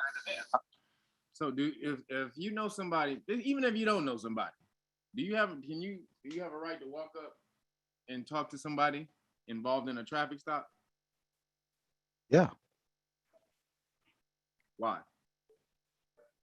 Because you're both civilians. You're having conversation. They don't have a right to tell you you can't talk. It's your right. It's just like telling you to shut up. It's unconstitutional. You not violating or impeding their investigation. What case is that? Oh man, it's escaped me. Is it? I can't remember the case. I apologize. Y'all agree? Unless you are impeding their investigation, as we saw in some of Big Nick videos, he's come up and talked to the people who are in the, they're either searching their car or on the stop. So I would say you're able to do so as long as you're not impeding their investigation. And just walking up and talking to them. I thought we've seen many videos where this innocent bystander would be walking, just standing around looking, and they'll strike up a conversation. So I would say you're able to do so as long as you're not impeding their investigation or being a hindrance to what they're trying to accomplish. Y'all agree? Yes. Hey, Kev, I wanted to step back from what you said. She let him search the car. She felt comfortable because she was in that range where she knew they're going to take care of her. In my opinion, she Caucasian. Yeah. Yeah. Just say it. I was getting grab that bag of weed and put under the seat. Now I was getting to that. Why you think she was like, "Go home, babe. I'm good," because she know I'm white, they white, ain't nothing gonna happen to me. She knows I'm white, they white, we good. You can go home. I'll meet you in a second. But as a man, there's no way you ever supposed to leave your woman in the hands of the popo. If you do that, you a bitch ass nigga. I'm sorry. Ben. You are a band. And if you leave your woman in the hands of the popo, after she says, "Don't worry about it, go ahead and leave," and you leave, you are a band. Straight up. So he did the right thing coming over to see what's up. And yes, he has freedom of speech. I'd be respectful to you. Just go step over there, okay? We should be done in a minute. I got you. But don't interrupt the stop. Hey, matter of fact, listen to me, okay? Listen to me. This is not how this. So she's trying to tell him because she knows. It's funny because she fears. She's like, "Yo, you're black. Please." She's like, Jabari. She's trying to tell him like, "Please don't upset the popo." She all scared and shit. But the dude is like, "This nigga don't got the right just to be." just to be telling me not to talk to you. Again, out of fear, they want you to be a punk ass bitch in front of the popo. No, I'm not gonna bow down and kiss his ass because that's what niggas been doing for the last 100 years because they scared of the police because they don't know the law. No, I don't have to bow down to this fool. But I understand where she coming from. All she sees is niggas getting killed all the time by popo, so she don't want a man getting killed. So she trying to tell him, be quiet, baby, be quiet. If you want to run the show, listen to me. This is not how this works. If you want to run the show, listen to me. Let me speak. If you want to interject yourself, then I need to see your identification. Go ahead and show that for me, please. What have I done? That's one time. I'll ask again, then you'll go to jail. Let me see your identification. If I have committed a crime, I'd be happy to get you're interrupting. You need a police record. One more time, you're gonna go to jail. It's in my pocket. Grab it out, please. If you want to take it, go ahead. Grab it out of your last time. Turn around.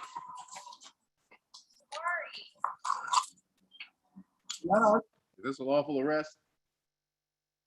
Definitely not. Hell no. Unlawful. You already asked him, what did I do? Have I committed a crime? No answer. Said obstruction. Yep, So he says he's arresting him for obstruction. Physical act. Physical act. He didn't do anything physical for it. Obstruction is not again. No, remember, you said it the other week. Obstruction is not physical, right, Kel? It can be not just physical. Yeah. As they showed it in one of the videos, based on how they present the statute, if you're lying to the police officer about your involvement or any other thing, it could be considered obstruction based on where you are. So it's not just physical as we thought it was. Right, but it's unlawful. If you impede a lawful investigation in certain ways, you can be considered obstructing. However, you talking at a police stop, you talking to the suspect at a police stop is not obstruction. You're not stopping the officer from doing anything. You're not even talking to the officer. You're talking to the subject. However, you have the right to talk to the officer too. Why? You're a public official. We work for you. Right. This fool's crazy. These police officers are insane. Like, fool, you are a public servant. What you mean I can't talk to you and you doing your duties? Absolutely I can. I can make sure you're doing it right. I can ask you what you're doing. If this procedure is correct, I can ask all of that. You don't have to answer. And then we can go on and after that, we can proceed and see what the repercussions are from that. However, I have every right to sit up and ask you that and talk to you. What country did you wake up in, fool? In what year? This ain't 1930 Germany. That is ridiculous, man. What'd you say? Somebody saying something? Oh, all right. 12, Charlie. Don't worry about it. Open up 13P, mail interrupting the 1050 here. He's 1050. It's in this pocket, sir. You couldn't have just given me your ID? Why would I give you my ID? Because you're interrupting my traffic stop. What have I done to you? I'm asking my girlfriend. I'm telling you, you've interrupted the traffic stop. You were never a part of this traffic stop. Your girlfriend is I am. She was following me. Okay. Are you being pulled over here? No. Okay. Here's the deal. I've explained it to you. You're asking me to explain it to you. I'm not. I asked her to explain to me what's going on. You guys are searching her car. You asked if I could explain to you what you've done. I asked you if you were talking to her, which you were not. I told you you will not interrupt the traffic stop. Is she not allowed to speak? You are not allowed to interrupt this traffic stop. Am I not allowed to speak? Not in this traffic stop. So she's not allowed. Not in this traffic stop. Damn fool. Power trip all day long. They forgot what their job is. To speak in this traffic stop. Fool, where the do you think you are? Australia. This is what I'm telling y'all, man. Y'all better start securing y'all rights, because this is going to be the repercussion of America, where you have mentalities like this, that the fact that you don't enforce or you don't assert your rights for so long that niggas forget that you have them. And then that will be the dominant mentality of society. There's an old movie called Man Who Shot Liberty Vance.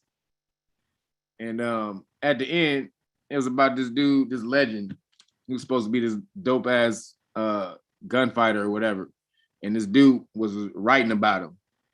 But most of the stuff was legend that he was writing about him. So he's like, man, this is all legend. He was like, well, shit. He's like, well, what do I do?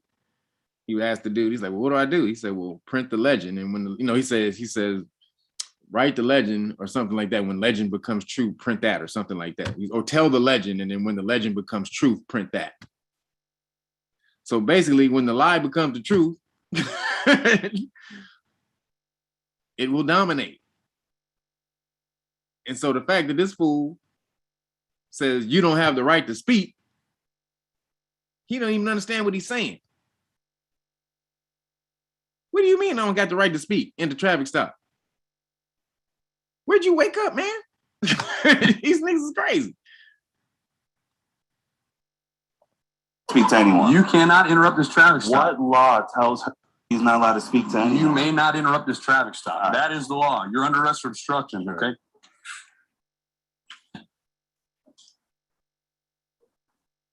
So Charlie, take a PT van here, please.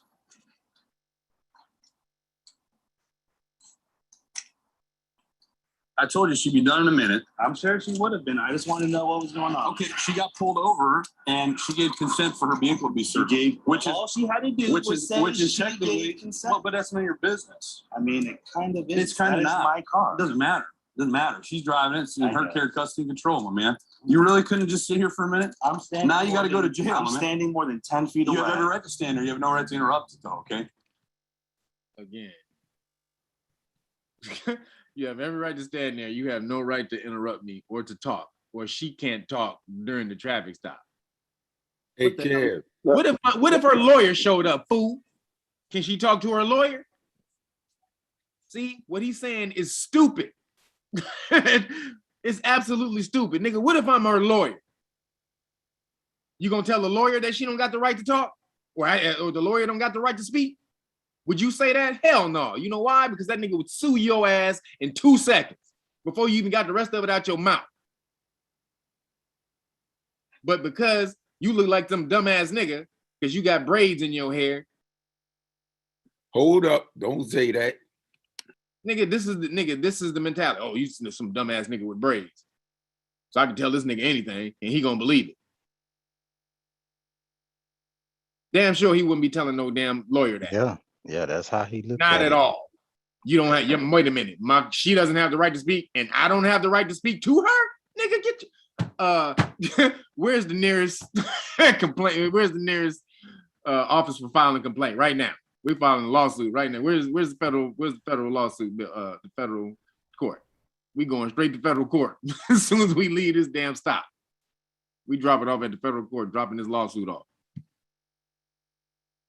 Stop taking these niggas' word for it. They don't know any law.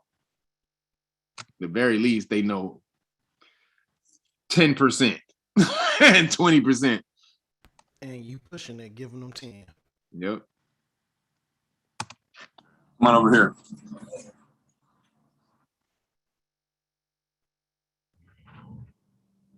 This game.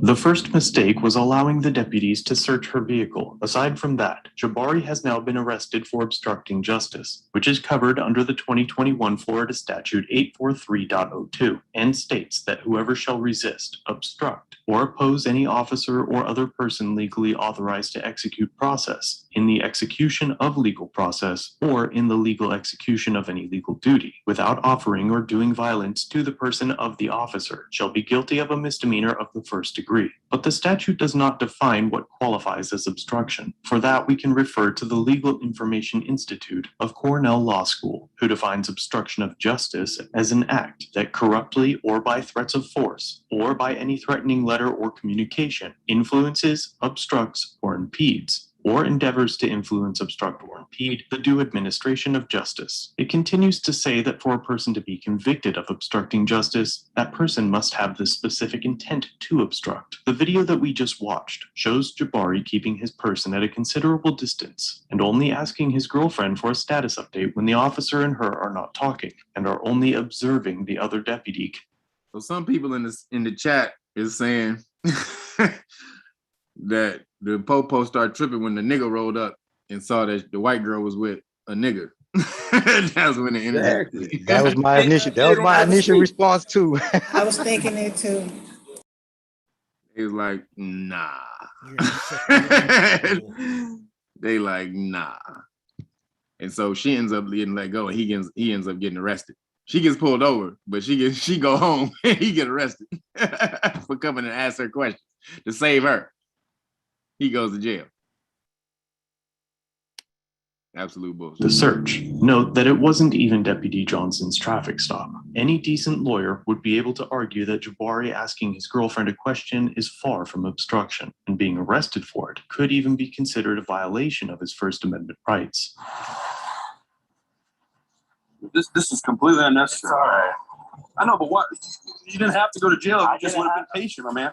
Okay, so you could have just come over here and just. So what was I supposed to do? Just be quiet and watch. Why would I want to be quiet and watch? If you guys are not doing something you're supposed to do, I wanted to know. You have every right to watch. I have every right to watch, and you do not. She's my girlfriend. You do not. Okay. That's a common misconception of today. You do not. Okay, you're right. What the? Huh? You do not. You don't have no right to question me. He really wanted to put boy at the end of that. He absolutely wants to put boy in there. Look here, boy. Don't you ever question me. You understand me, boy? You already fucking our women. I should take you behind the shed and string your motherfucking nigger ass up for that. So don't you ever fucking question me when I'm fucking talking to my goddamn people. You understand, nigger?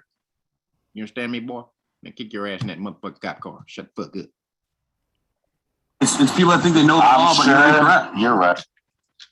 Conception of today, you do not. Okay, you're right. It's people that think they know the law, but you're incorrect. You're right. Okay. Well, I am. That's why you're going to jail. Okay. Dude, do you think I randomly just said? Hold on a second. Let me It's speak. okay. Do you think I randomly just said this guy walking up, the next person I see walking down the road, I'm gonna arrest him for absolutely no reason.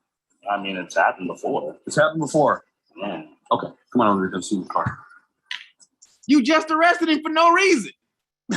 And then What are you talking about? Now you're trying to cop-splain and trying to get him to think, oh, nigga, now you understand you did wrong, right? You understand you was in the wrong, and I had the right, every right to walk up to you and because you talking to your girl and throw you in handcuffs. We in agreement, right? We in agreement. Because when I write this goddamn report up, I want to put on here that you understood what I was telling you. So you understand, right? This dude is fucking tripping. This guy? Okay. You good?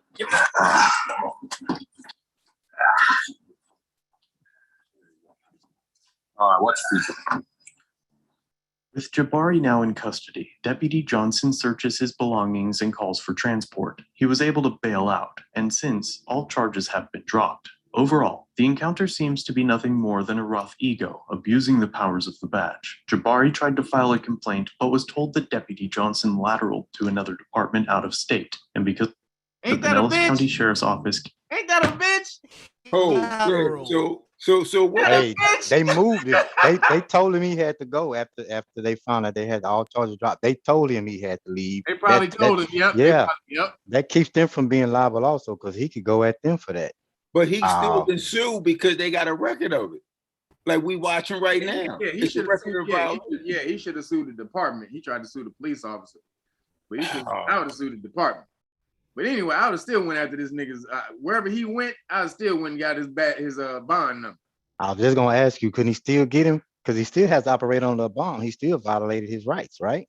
He still violated his rights. That cop started in his ass off when he realized this dude was entirely too calm, cool, and collected. Yep. When he wasn't getting irate, when he was like, okay, it's fine. All right. Because he knew, nigga, I'm about to lawyer up. That means when niggas say, okay, that's fine. That you in other speak, that means nigga lawyer is coming. No, it's okay. Especially when a woman do it, the man that made her mad. Right. All right. No, don't worry about it. Mm-hmm. Okay. Mm-hmm. When you start hearing that, know some shit is coming after that. Always. Ain't nothing ever been cool after. All right, it's cool. All right. Okay. Ain't nothing ever been cool after. All right, it's cool. Hey, if that don't make your spirit shiver, you don't have one, because you know you did messed up. You know, when you hear, all right, it's all good. It's cool. No, don't worry about it. it. Very calmly, don't worry about it. They have a slight smirk when they say it. Okay. That little, all right. Mm-hmm. Cool. That means, oh shit, here comes some bullshit. Here comes some fuckery. So no. Do what you cop gotta do. knew. That cop knew. Wait a minute, he telling them some crazy shit. I don't have a right to speak, because he's asking very logical questions, and he's telling them crazy shit. I don't have a right to speak? No, not to her, right? No, in the traffic stop, no, you can't speak. Knowing damn well he's been involved in traffic stops before where people have talked. He know damn well every traffic stop he's ever conducted, niggas weren't silent. He's had somebody talk to him that was not involved in the traffic stop. He know that's happened. And he has not arrested that person. Absolute fuckery. He knew he fucked up. Hey, like, hey, nigga, you want to go down to Jacksonville? You want to go down to Miami? Nigga, I think Miami looking for niggas. Dayton? You hear about Dayton? Do anything about it. I edited out a significant portion of the video. However, the full version without interruptions or edits can be found on our second channel linked below. A big thanks to Jabari for submitting this video. Leave a comment for him below. Yeah. Jabari is one of those niggas who hang around white people, you can see. He's like, all right, don't worry about it. Yeah. Afraid. don't even trip. The melanated that's breaking down with logic. Be afraid. Be very afraid. All right. Okay. Okay. No, fuck it. Work. I'm gonna let you tomorrow. Don't worry about it. I'll talk to you tomorrow. Hey, what's up, you guys? I'm often asked what supplement I would take. Get off the screen. Especially if they say something like, so just to be clear. Let me see your ID. Everybody at the police stop. Okay, cool. Now this is some bullshit right here. This actually got me mad, because this is a melanated cop, and he's supposed to be the sergeant. So if this shit ever happened, and you say call your sergeant, and you would get this nigga, and you would be fucked up. If this dude showed up. So not every call to the sergeant is going to be a remedy to your situation, depending on who the sergeant is. Watch this. See you guys' ID. Thanks. What crime are we? Okay. You guys are aimlessly walking out around here. I would take you to the station and get your ID. Sir, is this because I flicked you off? Got a fragile ego, bro. We have every right to stop you to find out who you are and where you live. Welcome back to the Lackluster channel. Today's story was submitted by a viewer named Yitzi, who alleges that on May 9th, 2021, him and his friends were walking around the 8300 block of Delcrest Drive to meet a friend who was getting off of work. As Sergeant Beckton of the University City Police drove past the men, Yitzi waved his middle finger at the cruiser. Yitzi reports that the sergeant backed up his vehicle to interrogate him. Yitzi admitted he was flipping off the police car and began to walk away from Sergeant Beckton and sat down on a bench nearby. The officer followed him, and that's where the body cam begins. Now, what is my rule about smoke? Popo smoke. Throw that finger up. You want that smoke. You want it. You better be prepared for it. You better it's coming. Hands. You better have the legal hands if you want the legal smoke. Lit the fuse. Period. And you have every damn right to flip the popo off. Absolutely. You can flip them off with your toes if you can. However, if that nigga takes offense to it and wants to engage you because you did that, you better have the legal hand to be able to deal with the legal smoke you just fucking put out there.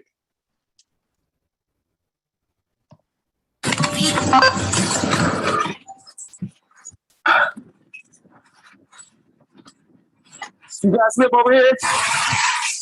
Free speech is a first. Oh, absolutely. But do you live over here? Yeah. Okay, let me see your ID. I need to see your guys' ID. No, thanks. What crime are we expecting? Okay, you guys are aimlessly walking out around here? We're not aimlessly walking out, sir. No, I need all the time. Okay, do you live over here? Yes, I live in this neighborhood. Okay, I need to get your ID from you. No, Give me your name. it's all right. No, thank you. No, it's not an option. I'm gonna keep walking. No, you're being detained right now. Both you guys are being detained. Why? For suspicious activity. You're aimlessly walking around. I need to see your ID. This nigga said you are aimlessly walking around. There you go, Hard. Color. That's a weak case. Color of law. Yeah, when is aimlessly walking around a crime? What crime is that? Aimlessly walking around, nigga. What is That's a crime there. You trying to argue that they're loitering? They have no reason for walking around? You are aimlessly walking around. Oh my God, lock I them need up. to see your ID. Hey, Kev, 2 white guys with hoodies on. That's suspicion. I'm Dude, scared to death, hey, man. now I'm gonna tell you right now, I ain't mad that the white dude is finally harassing the brother is finally harassing 2 white guys.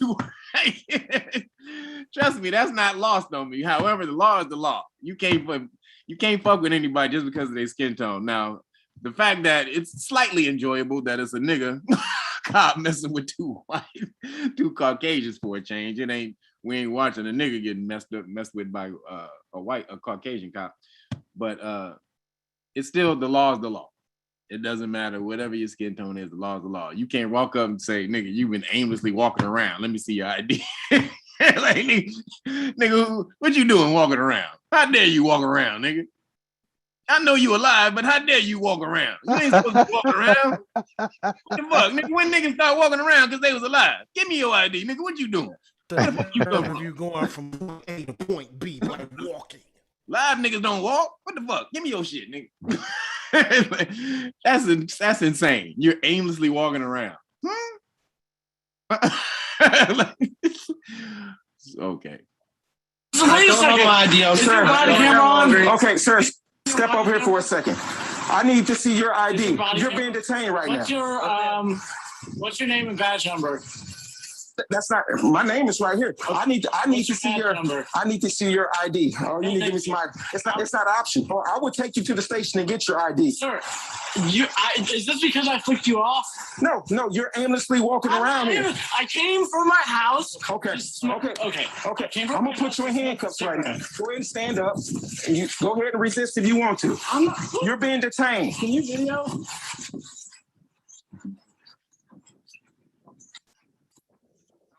Have a seat. Do you have anything that's going to stick me? No. That's my wall. If you really want my ID, have a seat. Go ahead and stand up for me, sir. Do you have any weapons on you? No. I'm going to pat you down for weapons. Dude, we came to smoke a cigarette. Okay. I came from my house. My friend went to Walgreens. Okay. This dude is tripping. That finger made him mad. His butt hurt. That finger got his butt hurt. That finger got his butt hurt. That's hilarious. He tripping. He done handcuffed this nigga, everything. Wait, he done snatched him off the bench and handcuffed him. And searched. And searched him. Yo, he's straight flexing. Dude, this is for all the niggas.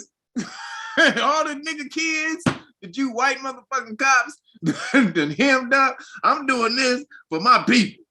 Get your little white ass over here, nigga. What you got? You hearing him up? Boy, it's absolutely insane.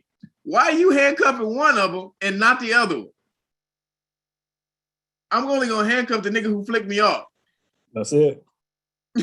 So it shows you that this is a retaliatory. It's a retaliatory stop. I'm only gonna handcuff the nigga who flicked me off. Let me put some handcuffs around that finger, nigga. See if it want to come up again next time. That's what he doing. Aimlessly walking around. There's been a lot of stuff that's going on around here. Explaining to you what happened. You aimlessly walking around. There's been a lot of stuff that's going on around here. You sound straight like a hood cop. A hood straight. Nigga, a hood cop. A hood cop. A straight hood cop. This is nigga PD. He is hilarious. Hey, it's been some stuff going on around here. Y'all niggas aimlessly walking around. I don't know what y'all doing. What you mean, nigga? You ain't got a right to live. Walking around here. What you doing? This Okay, have a seat. What'd you say? This cat is the spirit from Boys in the Hood, talking to Lawrence Fishburne. Oh, the brother who pulled the. Have a seat. Wait a minute, you talking about the brother cop who pulled over Trey? Not Trey. The one who, hey, you got him. He'd be here, wouldn't he? That one. Oh, I don't remember. Well, you sound like Megatron. Your internet connection is fucking up, man. Fix that every time you answer. You sound like Megatron. But I gotta go back and watch it. I don't remember the cop you told me. And I'm asking you for your ID. I don't have a lot of stuff that's going on around here. explaining to you what happened.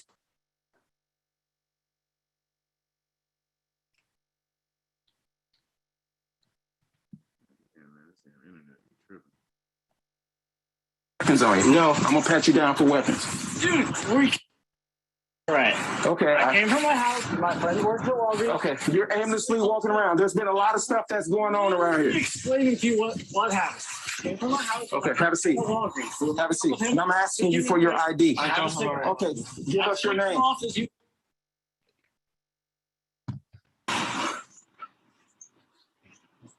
Is your ID in your wallet? Yes. And I said I don't want to ID have you myself. put your hands down?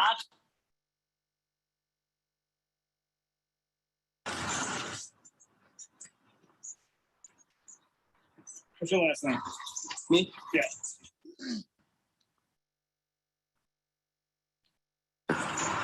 What's your social? I don't know that by heart. I have it on my phone. Yeah, hold on. Under detainment, do the police have the right to go in your wallet? No, they can't. They asking for a social. I got tripping like it was, man. Hey, nigga.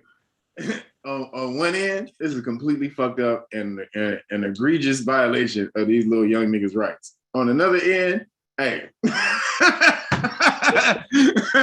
For real. Another end, hey. So, on another end, hey. They feeling it. Like we mostly feel it. They feeling it. Right. Now, again. They karma might be bad, Kev. So they getting it. That was just instant. That was instant karma. Yeah, they karma bad. That was instant karma. He flicked the popo off and didn't have the skills to deal with it after the popo came up and wanted to get real with it. I'm like, yo, what's happening? We doing it? Okay, well, you aimlessly walking around. Let me lock you niggas up. Hey, Kev, this is like a what if series. I know, right? Another universe. It's an alternate universe. And then what if series? What if white people were treated like black people?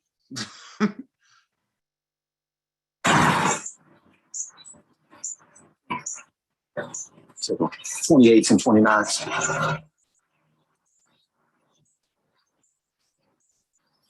Got a fragile ego, bro.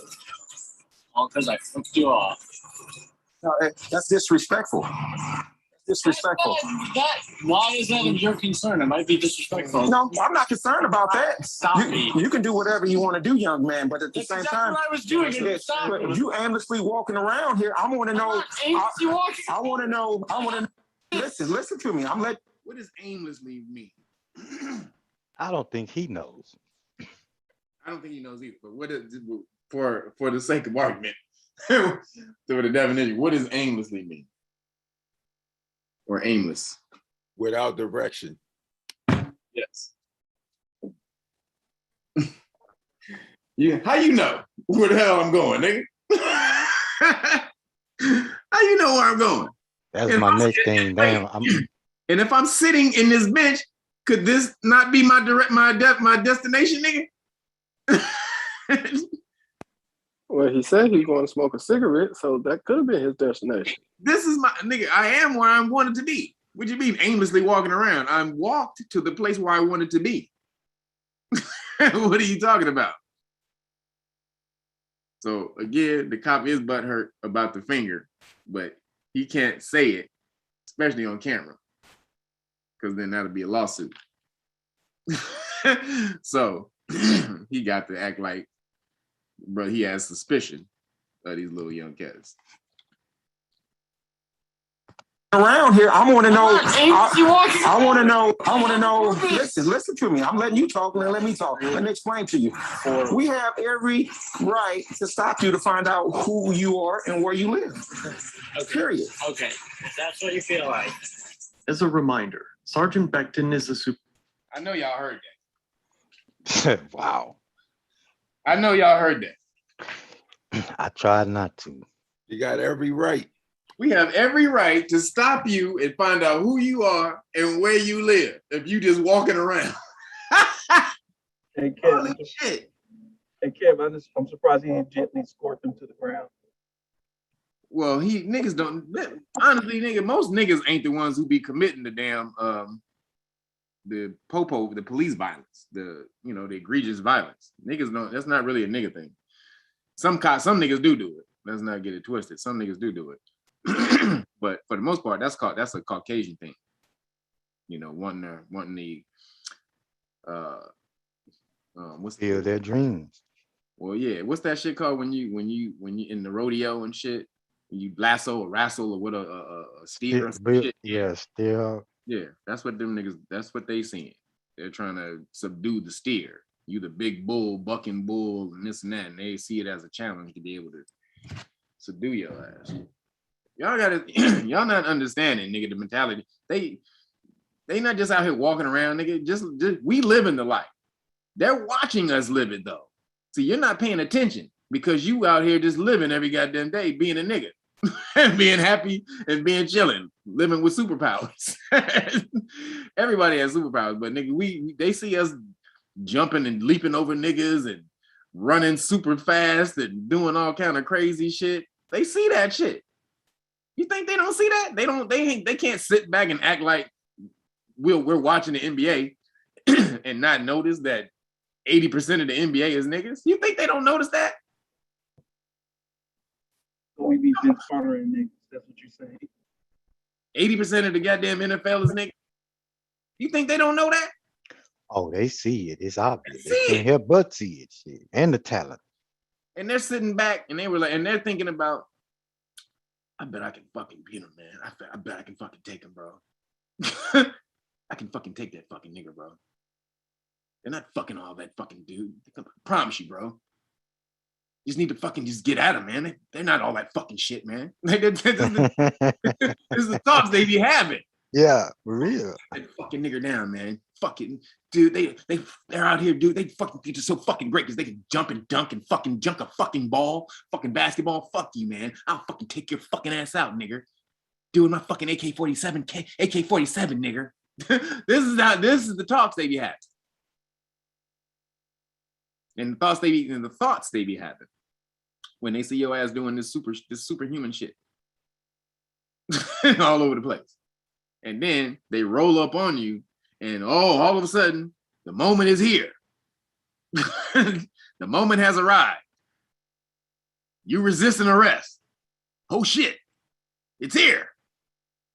I said I can take the fucking nigger. Let's do it. Let's take him. This is where their mentality is most of the time. So that's why it's of the utmost importance that you remain as calm as possible, because any hint of aggression, you give them the reason to jump into, I am the white man. I am the white man. I can do anything mode. I am the white man. Officer, but at this point has made several disturbed statements. During the interaction, he alleges that the men were walking aimlessly, that it was suspicious behavior, and detained them because of it. He then incorrectly ascertains that, quote, "We have every right to stop you, to find out who you are and where you live." We have every right to stop you to find out who you are and where you live. Assuming that by we, he means law enforcement officers. The sergeant is wrong on almost every declaration. As we've discussed hundreds of times on this channel, suspicious behavior is not a valid reason to detain someone, and walking aimlessly is subjective, as there is no way Sergeant Becton could have known the reason for the men to be where they are. And even if he somehow did, the only justification for a lawful detention is reasonable articulable suspicion or probable cause of criminal activity. But the most disturbing statement is when the officer claims that they have every right to stop you to find out who you are and where you live. The manner in which Sergeant Becton says this suggests that he believes that they have more rights than someone not holding an official position. This is a deeply flawed perspective, created by conflating the concepts of rights and authority. The officer has been granted authority, not extra rights, and that authority was granted for him to serve the community, not manage it. The issue here— That's even wrong. Is police officer, are they authority? No, they've No. been allowed. Are They've they? been given permission. What are they? Allowed. Public servants. They Yeah, are public servants, not authority. They don't make the law. Their goal is to enforce it. So, enforcement of authority. Yep, that's it. They're not the authority. They're the enforcement of authority. So that's even wrong. What he just said. Yeah, they're not the authority. They don't create the law. They just enforce whatever's there. Supposed to. Even if you believe the officer or any other public official has or should have authority over you, the Fourth Amendment prohibits this officer from having, quote, "every right to stop you to find out who you are and where you live." How old are you? 22. You're 22. Have you ever been arrested for anything? Yes. Okay. Do you have any warrants right now? No. Okay. So where are you guys on your way to now? Right this bench, right here. Okay. Smoke a cigarette with my friend and go home. I'm not talking to you. I'm not talking to you. I'm not talking to you right now. Okay, so you. The only real sports are auto racing, bullfighting, and mountain climbing. The rest are just games. So you normally come over here, go to the Walgreens, sit on the bench? Not always this bench, sometimes this bench, sometimes we just stand. Okay. Future reference, young man, you don't disrespect the police like that. You don't disrespect the police like that. And you just aimlessly just walking around. I want to know. I'm doing my job. I want to know who you are and where you live. Hoods too. Yeah, hoods are so super suspicious when it's cold outside. They're just not.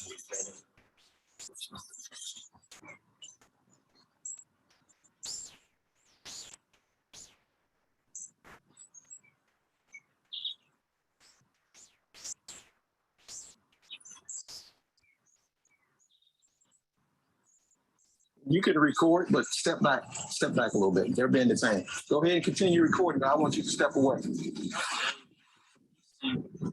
Absolutely. A lot of days. And you still talking. Yeah, because you guys are pieces of shit for stopping people who want to go on to break for a cigarette because I flicked you off. Now all of a sudden I'm acting suspicious. If I would have not flicked you off and we would have kept walking, you would have never just stopped. Never would have happened. You would have never accused me of doing suspicious activity. Correct? I saw it. And now you want me to ask you.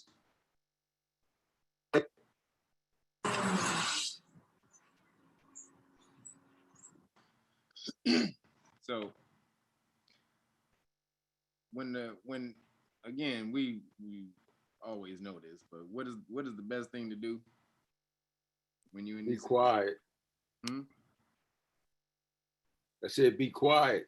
Shut the fuck up. Shut the fuck up. Because he probably still has a lawsuit. He still can probably sue him. But The more you be quiet, the more they fumble over themselves to have to prove whatever they're asserting. And then that leaves more leeway for you to be able to sue them. Because most of them, they have to rely on your admission or your, you helping them along with information in order for them to be able to solidify the case. So if you don't give them much, they don't have much. So this is information that's kind of getting out there, but this is the result of cats that seen a couple of videos but not followed up on it. I'm sure they've seen some auditor videos, because auditor videos are they're trending now because the Pope, shitting on the popo is it's it's the shit right now. That's the thing. That's what's going. What's the word I'm looking for? What, trending? Yeah, but something else. There's another word I'm looking for. But it's popular. That's word. So shitting on the popo is popular right now. So these auditor videos are getting out there. Like Audit the Audit gets millions of views. He's the biggest auditor channel. He gets millions of views every week. So I'm sure they've seen some of his videos, but how many of them still take the time to actually learn the law? So it's good that they're watching, because they're able to ask him, they were able to engage him just in that part. Yo, do you have reasonable suspicion? But they don't know how to follow up on it. If you don't really know the law, you can't follow up on it. When he tries to give you some bullshit. We got every right to stop you when you aimlessly walking around and find out who you are and where you live. That should have been laughed at immediately. That nigga should have coughed up a lung laughing when the nigga said that. And he actually believed it. I'd be like, hold up, my nigga. Hold up. Who? Hold up, my nigga. Damn. Woo, you almost killed me with that. Like, nigga, holy shit, nigga. That was, whoo. Nigga, you Dave Chappelle cousin or something, nigga? You write for Dave Chappelle? Because you are hilarious. But gotta follow up on your law.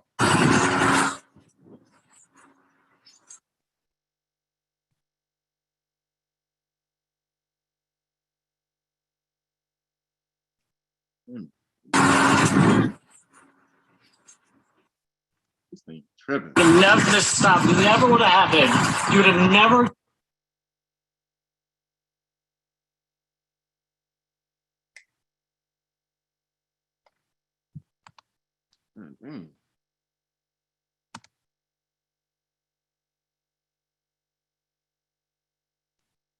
What's up with this internet connection? Come on, man. Stop tripping.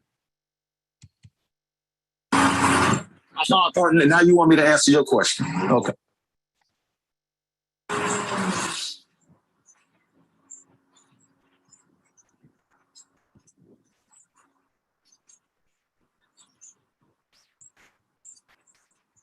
Are you guys related? No. Okay. Let's get their Can I ask information. you, how do I get an officer complaint form? And I'll What's put them that on the first. process? Let's stand up. I'll take these cuffs off. What's the process of getting an officer complaint? You come down to the station or call the police station. Okay.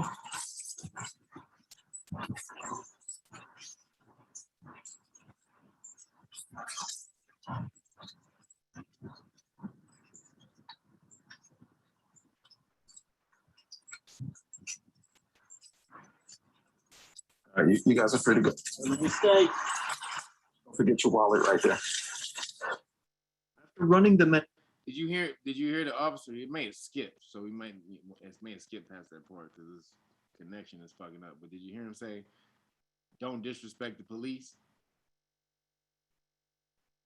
Yeah, I heard him say that, but disrespect is subjective. I mean, he said it twice. He said it before when he said, "I flicked you off." Then he said, "Yeah, why you disrespect the police?" Like, but I'm saying way after that, when everything had calmed down and they were just sitting there, it was right when it started. He said, "Oh yeah," he asked said him it again. He said it again, basically showing it was a retaliatory stop. Yeah. Showing that as a retaliatory stop. Not only that, the fact that you only handcuffed the nigga who flipped you off. There's 2 other niggas there. There's 2 other niggas there, but only one nigga got handcuffed, the nigga who flicked you off. So homeboy, he got a case if he follows through with it all the way. Especially, and he looks Jewish. I don't want to make no determinations, but he looked like he might be of the Khazarian descendancy. And so he may have a lawsuit.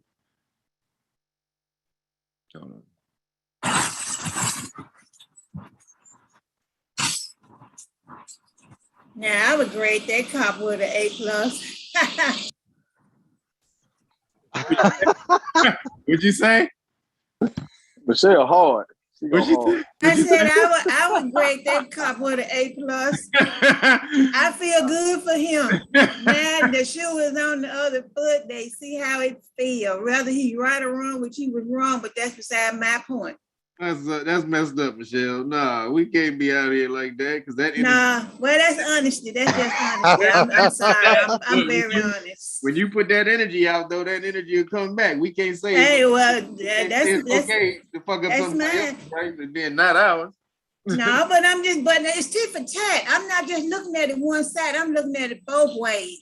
They do us, we do them. Okay. It equals out to 0, just like the planets when they came close together, they canceled out both each other's energy. That's how I'm looking at it. That's just me. They do us, we do them. We roll. That's just me. First off, this ain't canceling. 2 wrongs don't make a right. Yeah. First off, I didn't say that. Hold on, y'all. Let me speak. First off, yo, mute your mic while I say this. First off, this don't cancel out anything. Because niggas, them doing this to niggas don't bring niggas' lives back. We're getting killed. Them pulling some Caucasians over for 10 minutes is nowhere near the equivalent of them dragging a paraplegic across the street, down the street with his pants down. For not even having anything. His nigga didn't even violate anything. And he wasn't even guilty of anything. So believe that this little thing right here is nowhere near equal of what we still go through. So on that scale, but then it doesn't happen enough. It doesn't happen nearly enough for it to balance, for it to even put a scratch, a dent into how many times it happens to us. And then on the other end, just on the enlightened scale, you can't put that type of energy out into the universe if you don't want it coming back on you. I know we feel fucked up because we see it happening to us all the time, but we should be more about the injustice. It's the injustice of treating somebody inhumane and treating them like a prisoner. That should be the first thing. The racial thing shouldn't come until after your rights are more, your freedoms are more important than anything. Freedom is the top thing in the universe. Ask any organism. Okay, I'm not trying to put bad vibes out or nothing like that. I'm just saying from my perspective. I get you. Okay. I get it. I'm not trying to put no bad vibes out there. Because like you say, I understand karma. I read the Kabbalah, I understand it. I enjoyed it. I try to live by it now. I try to do right every day. Every time I do something like that, I say I try. But now the word true, try means lie. Yeah, I do. There you go. Right. But you know who you're talking to. Yeah. Michelle know who you're talking to. I do the right thing that I know to my knowledge every day at work, at home, in my relationship, everywhere. And when I see stuff go on, I'd say that's not right, or man, they shouldn't do that, or whatever it might be. But since I see this make me feel good. I ain't talking about nobody else. I know it make you feel warm and fuzzy inside. And it's funny too. No, it give you the warm and fuzzies, girl. Trust me. I felt it a little bit too when I saw it. I was like, ain't this a bitch? Ain't the shoe on the other foot? I said, oh shit, this is hilarious right now. The Caucasian kids is getting and look, this is even funnier. This shit really does look like an episode of What If. This shit look like the projects. Tell me this don't look like the projects. Where these niggas at? I was wondering, was that a campus ground, a college campus ground or what? I know, because it looked like the projects. I'm like, okay. These cats in this look like the projects around here, out here in California. Yeah, I think that's St. Louis. It's say University City right there. And the St. Louis cops uniform looks similar to what those guys got on. Oh, because boy, because I'm like, wait a minute, Caucasians in the projects? Oh, snap. I ain't getting treated like niggas? By a nigga? This is crazy. What universe? We literally just went through it. We in the multiverse right now. Jason, see what you mean by that? Your comment. What did he say? Michelle dropped a big old butt. But I know I live by the Kabayan and everything, but that made me feel nice. Oh man. All right, let's see.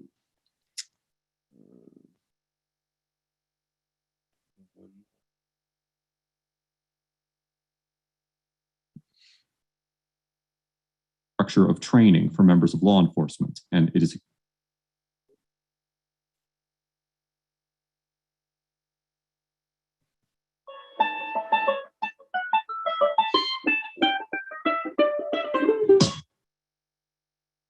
what and the right and wrong of police interactions. This episode covers obstruction, reasonable suspicion, and hindering, and is brought to us by Police State New Jersey's channel. Be sure to check out the description below and give them the credit that they deserve. And as you watch this episode, please keep in mind that all text that appears in the footage of the interaction was added by Mr. State before uploading the video. On January 4th, 2019, the owner of the Police State New Jersey YouTube channel, who we will refer to as Mr. State, was filming outside the Richard C. Clement Law Enforcement Center in Toms River, New Jersey, when he was approached by Officer Frank Moschella of the Toms River Police Department, who began to question Mr. State about what he was doing. It should be noted that all of the text that you will see appear on screen is from the original video. How's it going? Taking pictures? Working on a story for the township? I'm working on a story for the township. Well, about the township for me. For you? Yes. You make a documentary? It's a news story. News story? Yeah. You have ID? I always have ID. Okay. Can you provide that? No. You can do whatever you want, but I just need to identify who you are. No, you don't. Yeah, I do. No, you don't. I do, sir. No, you don't. Yes, I do. And what law is that? Well, you came in as a suspicious person. Anytime we investigate as to somebody calling in about suspicious, we need to at least identify who it is we spoke to. You're not in trouble in any way, shape, or form. Okay, then I don't need to give ID. Well, you do. What law is that? To know who you are. What law is that? I'm investigating a crime. It's actually called obstruction if you fail to provide documentation. No, it's quote that statute. Quote obstruction. Apparently you don't. Officer Moschella tells Mr. State that he could be charged with obstruction for refusing to provide his identification as requested. According to Section 2C 29-1 of the New Jersey Code, quote, a person commits an offense if he purposely obstructs, impairs, or perverts the administration of law or other governmental function, or prevents or attempts to prevent a public servant from lawfully performing an official function by means of flight, intimidation, force, violence, or physical interference or obstacle, or by means of any independently unlawful act. New Jersey courts have interpreted this statute in a limited manner that only prohibits conduct that involves any of the specifically identified actions. But, in turn, they have taken a broader view of what constitutes lawfully performing an official function. For example, in the 2006 case of State versus Crawley, the Supreme Court of New Jersey held that, quote, a defendant may be convicted of obstruction when he flees from an investigatory stop, despite a later finding that the police action was unconstitutional. When a police officer is acting in good faith and under color of his authority, the person must obey the officer's order to stop. Similarly, in the 2007 case of State versus Williams, the same court concluded that, quote, under New Jersey's obstruction statute, when a police officer commands a person to stop, or whereas in this case orders him to place his hands on his head for a pat-down search, that person has no right to take flight or otherwise obstruct the officer in the performance of his duty. However, because New Jersey does not have a stop and identify statute, simply refusing to provide your name or identification to an officer cannot constitute obstruction, because doing so is not a quote-unquote independently unlawful act. In the 2020 students with dyslexia.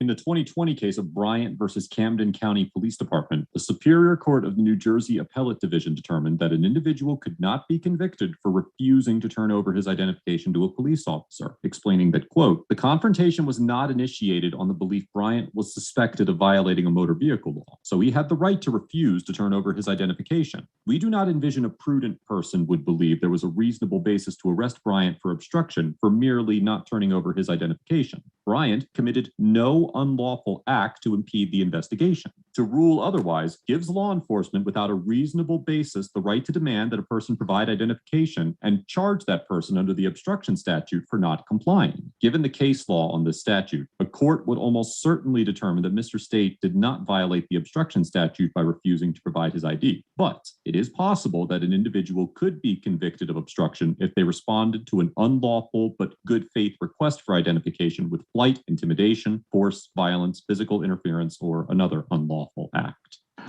So look, so what did that what did that mean? What did that mean? It sort of goes back to what you talked about earlier, that obstruction is more than just physical. You just ran down reasons or instances when you could be charged with obstruction.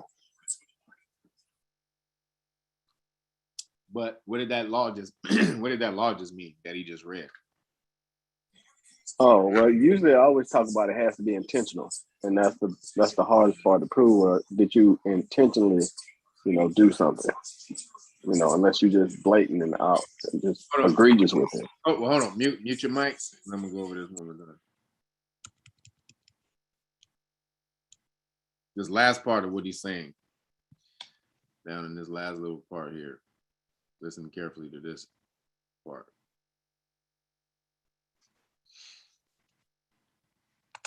On the belief Bryant was suspected of violating a motor vehicle law, so he had the right to refuse to turn over his identification. We do not envision a prudent person would believe there was a reasonable basis to arrest Bryant for obstruction for merely not turning over his identification. Bryant committed no unlawful act to impede the investigation. To rule otherwise gives law enforcement without a reasonable basis the right to demand that a person provide identification and charge that person under the obstruction statute for not complying. Given the case law on this statute, a court would almost certainly determine that Mr. State did not violate the obstruction statute by refusing to provide his ID. But it is possible that an individual could be convicted of obstruction if they responded to an unlawful but good faith request for identification with flight, intimidation, force, violence, physical interference, or another unlawful act.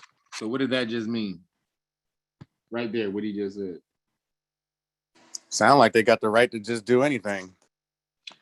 No, they don't have to. It has to be reasonable. It goes back to that reasonable articulable suspicion. You just can't say, oh, well, we just gonna do it. It needs to be reasonable. Are you saying that if he was a threat in any of those violations, that he could, him hindering the investigation upon the threat of doing those deeds of running or knowingly obstructing? Well, basically, he was saying he doesn't have to give up his ID. There's no law that requires him to give up his ID in the state of New Jersey. However, if he refused in a certain manner, it could be considered unlawful. So, like if he refused to give up his ID by running, by taking off, by just disengaging the officer, Right. taking off, or cursing the officer out, or getting aggressive at any types of ways, the manner in which you refuse can result into an unlawful act and then place you within jurisdiction. So that's what he was saying that day. Yeah, there's mannerism. He doesn't have the right to do it, but if you do some crazy shit in the act of refusing, you could place yourself in jurisdiction. Boy, that's a fine line now. It's definitely a fine line. And then, you know, a lot of black folks are emotional, so they get a little riled up. That's what causes problems. That's my point. Niggas need to elevate their game. Stop being emotional ass bitches. Right. Stop it. This is stop it. That again, this is what they're taught. They're peace officers. So they're taught to look for the slightest hint of aggression or emotion. And in most cases, they try to incite you. That's the point. So it gives them a reason, a justification when they fill that damn report out. They incite and this is chess, not checkers. Man, Yeah. They incite. They have to have a reason to be able to act all crazy and shit like that. And what's the reason? I'm going to incite you to act out, so then I can now come and quash your fucking aggression. That also brings me back to something you mentioned before, I think in the God class, where they know us better than we know ourselves. And so they study us and know what buttons to push. And then they got you hemmed up. Man, y'all don't get it, man. These niggas do Kobe Bryant studying on your ass. If y'all know anything about how Kobe studied, Kobe was the studying this, tape watching this nigga ever in the history of basketball. Dissect you. Yeah, he would dissect. This nigga watched basketball tape after tape after film after film after. I mean, when niggas was partying, he be watching film. When niggas is asleep, he watching film. When niggas is eating, he watching film. Yeah. That's how the popo, and not only the popo on a larger scale. The ruling elite Caucasians. That's how they do niggas. This is how they dissecting you. They have gotten you broken down to a science. The one thing they don't have yet, I'm telling you, they haven't figured out is the melanin. I was about to say, I knew you were about to say that. They can do everything else. They're connected to they're connected to the force, the universe. They can meditate and vibrate and reach certain frequencies just like any of us can. We don't have that. We don't have a lock on that. Anyone who's connected to the universe has that power to utilize the force of the universe. However, it's easier for us. It's slightly easier. It's like going up a mountain in a Range Rover or a tricycle. Like, not necessarily tricycle. I'm gonna give them better. You murdered them. They got a Honda. They got a Honda. They can make it up the hill. You can make it up the hill in that Honda coupe. That Range is going to be making so nice, though. It's going to go over the bumps like it's supposed to. No obstacles. It's going to be able to go over the rough paths, be able to do all that. Honda is going to have to take a specific course to get to that top of that mountain. Not that it can't. It can't do everything the Range can do. So that's the one thing. And trust me, they're studying the shit out of that. But when they figure out melanin, that's a wrap for you niggas. When they figure out how to take your melanin,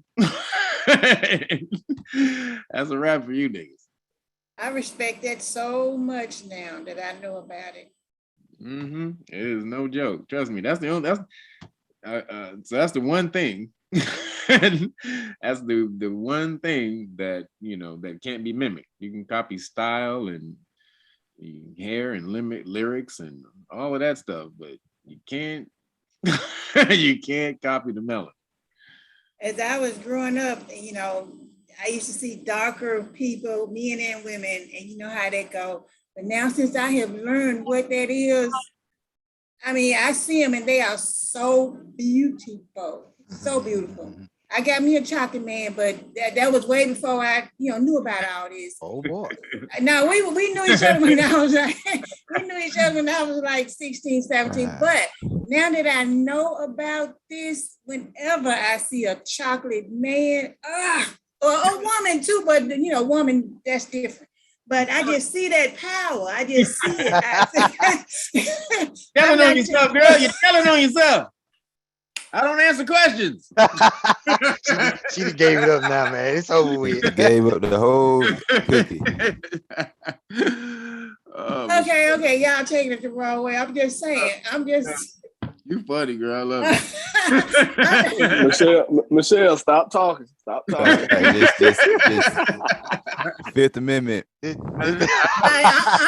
just saying a melanated man is so sexy. That's all I'm saying. Because there's so much power right there. That's all I'm saying. That's nice. That's nice. Okay. Oh, thank So- you. That's nice. That's sweet. All y'all- Feelings all mutual, y'all- sisters. Feelings mutual. Appreciate that. Appreciate that. All y'all dog shade men, my hat is off to you.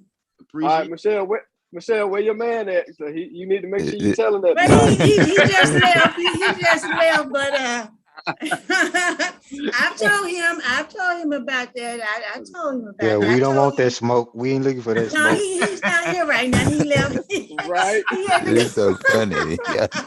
He said we ain't looking for that. He had to go somewhere, but no, he all right. But he knows. But I'm just saying, I had to get this out. Because since I've learned about the melanin and the melanated people, I be seeing people at work, and and it just blows my mind now. It blows my mind. So, Different perspective, right? So, yeah, that's knowledge. That's good. yeah, now is the point is to get everybody else, more people to understanding that you walking around with the God molecule on your skin, all over your body, and within the body. But that's a different story. Here we go. Sir, look, I'm not looking. I have to commit an unlawful act and prevent you from performing your unlawful duty to be in violation of obstruction. Currently, right now. So what's the unlawful act? Right now, it came in as a suspicious. Okay, person. and what statute is suspicious? Has nothing to do with it. Yes, it does. What's the investigating law? to determine what's going on. So all I'm I'm taking asking is to pictures in identify public. who you are. You're telling me you're doing something. Okay. That's fine, but I need to verify who you are. No, you don't. So in the event that something turns into something, I at least can say, all right, I went out and I spoke with this person. You're making this more difficult than it needs to be. No, you are. Not really. You can come out and say, good morning, sir. How you doing? Taking pictures, enjoying your First Amendment right to take pictures in public. What was the first thing that I said to you today? What are you doing? I said, no, I said, how are you, sir? Okay, how are you? Did I not say that to you? Yeah, you did. So you just asked me, what did I do? And I already told you what I said. Okay. I said, how are you? And I said, what are we doing? And you told me what you're doing. I And said, that's that's it. fine. And I explained to you why I need documentation from you, just to verify who you are. Okay, but you That's don't need it. to verify who I am. I unfortunately do. No, Yes. I have the right to privacy in You public. do, to a certain degree. Yeah, Okay. and this is within that degree. Yes. Yes. But again, if we're investigating it for suspicious because somebody called it in, it's not like we It just. doesn't came matter if back- somebody called it in. Yes, it does. Okay, so if you're outside on your property mowing your lawn and somebody says you're suspicious and the police come by, you have to give them your ID? To verify that you live there? Yeah. No, you don't. Yes, It's you your do. property. Well, you're entitled to think whatever you want. I'm entitled to follow the law. Officer Mosqueda argues that Mr. State needs to provide his ID because he was reported as a quote-unquote suspicious person. However, as we discussed earlier in this episode, New Jersey does not have a stop and identify statute. So the only time a police officer can demand that an individual show their identification is when they have been stopped while driving a motor vehicle or when the officer is issuing a court summons. Additionally, even states that do have stop and identify statutes cannot require individuals to identify themselves for simply being considered a quote-unquote suspicious person. In the 1979 case of Brown versus Texas, the Supreme Court invalidated a conviction based on a Texas stop and identify statute because the officer lacked any reasonable suspicion to believe that the defendant was engaged or had engaged in criminal conduct when he demanded ID. Rather, the officer testified that he stopped the defendant because the situation, quote, looked suspicious, and the court concluded that it violated the Fourth Amendment to detain him and require him to identify himself under these circumstances. So that just says suspicion is not a crime. That's a Supreme Court case. Yes, sir. Suspicion is not a crime.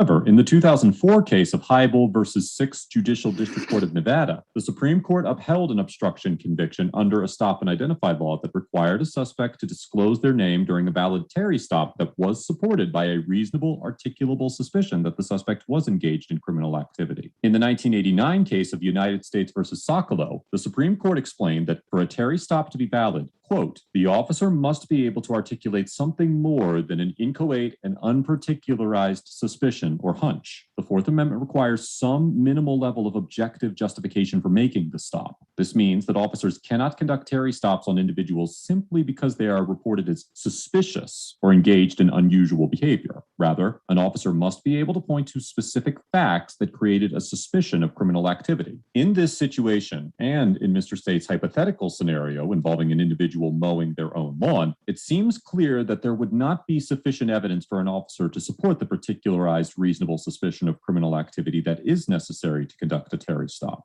And even if there was enough evidence to support reasonable suspicion, under New Jersey law, they could not be arrested for refusing to identify themselves. Which is, okay, and again, if we're investigating this because somebody called it in as a suspicious person, we just need to verify who you are and identify who you are. And what statute is suspicious? What law am I breaking? Sir, I'm not, I already went over this with you. I don't need to go. And you haven't justified yourself yet. I do. And listen, again, if you fail to provide your documentation, you can't be placed under arrest for obstruction. You think so?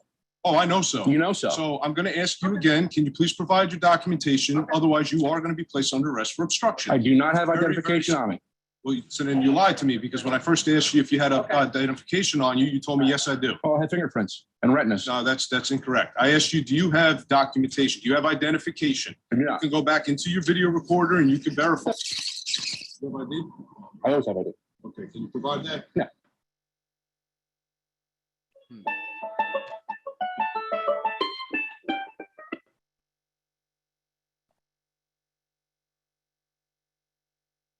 Okay, so who are you then?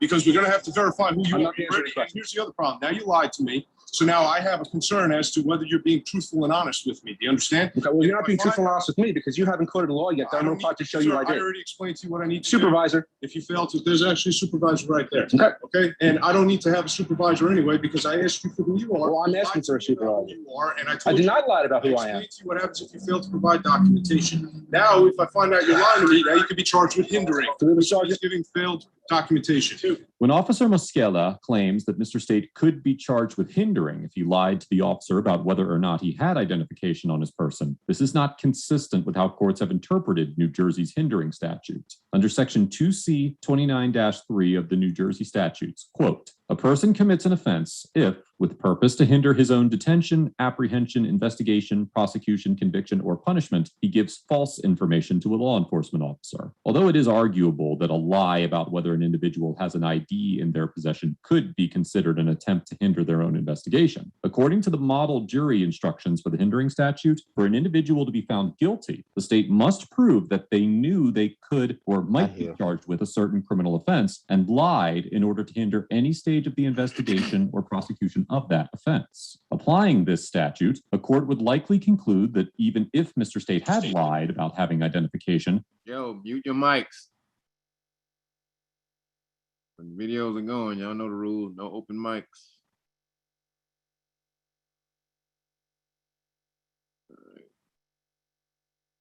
He's not guilty of hindering because there was no criminal offense he could have been charged with. However, under different circumstances, an individual could be charged with hindering for lying about having identification on their person or making other false statements to the police with the intent to avoid Hindering. You're hindering an investigation because you won't give me your ID.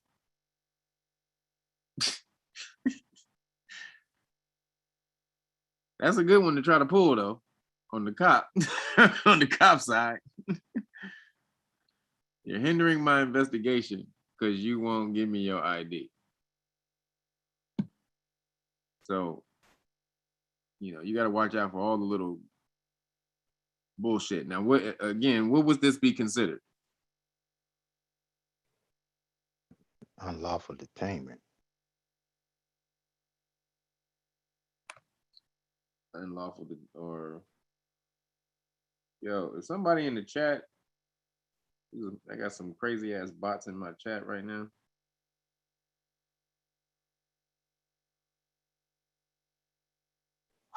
You talking about our chat? No. Yeah, it looked like some just in the live feed on YouTube. I can't see it. So I want to make sure niggas no bots in the chat. All right, so sorry. So hold on, let me go back. However, under different circumstances, an individual could be charged with hindering for lying about having identification on their person or making other false statements to the police with the intent to avoid arrest or punishment for a crime. For example, in the 2013 case of State versus Odd, the Superior Court of the New Jersey Appellate Division upheld a hindering conviction against an individual who, when asked for his name and identifying information while being arrested for another offense, provided a fictitious name, a social security number, and date of birth. Therefore, under New Jersey law, lying to an officer can sometimes be grounds for a hindering charge. But there are many situations where providing false information to an officer would not be considered hindering. No. What's going on, sir? Two? Okay. What's going on? So what is your name and what is your information? I'm not answering any questions. Personal Okay, information. well, then you're going to be placed under arrest for obstruction. And what law is that, Sergeant? He doesn't need to explain it to you. Well, he does actually. He actually does. All right, just hold on a second. So let's find out. Can I just ask you what you're doing here? Yes, sir. I'm in public taking pictures of a public building, expressing my First Amendment right, freedom of press. Okay. I'm here to actually file a complaint. Okay. You have that right. You have all those rights. You just Thank you. Well, he appears to tell me that I don't. Now, just so you know, there are areas of this building that are posted. Absolutely. Off limits. Yep, at the back of that parking lot there, it says restricted area, you can't go back there. Areas or video those areas. Absolutely. Other than that, if you want to walk around with your camera, you can walk around with your camera. And I don't need to show ID to do that. You don't have to show ID right now. No, sir. All right, sir. How's that? Look how he showed his face. Look at his face. That hurt. His eyebrows. He put the camera right on him immediately when he went to get his reaction to that. He's like, nigga. That's hilarious. That Oh, is you funny. were saying? You were saying? Yeah. He walks up and tries to get gangster even with the sergeant there. You don't need to talk to him. He doesn't matter. We can put you in under. No, wait a minute. The sergeant's like, nigga, hold up.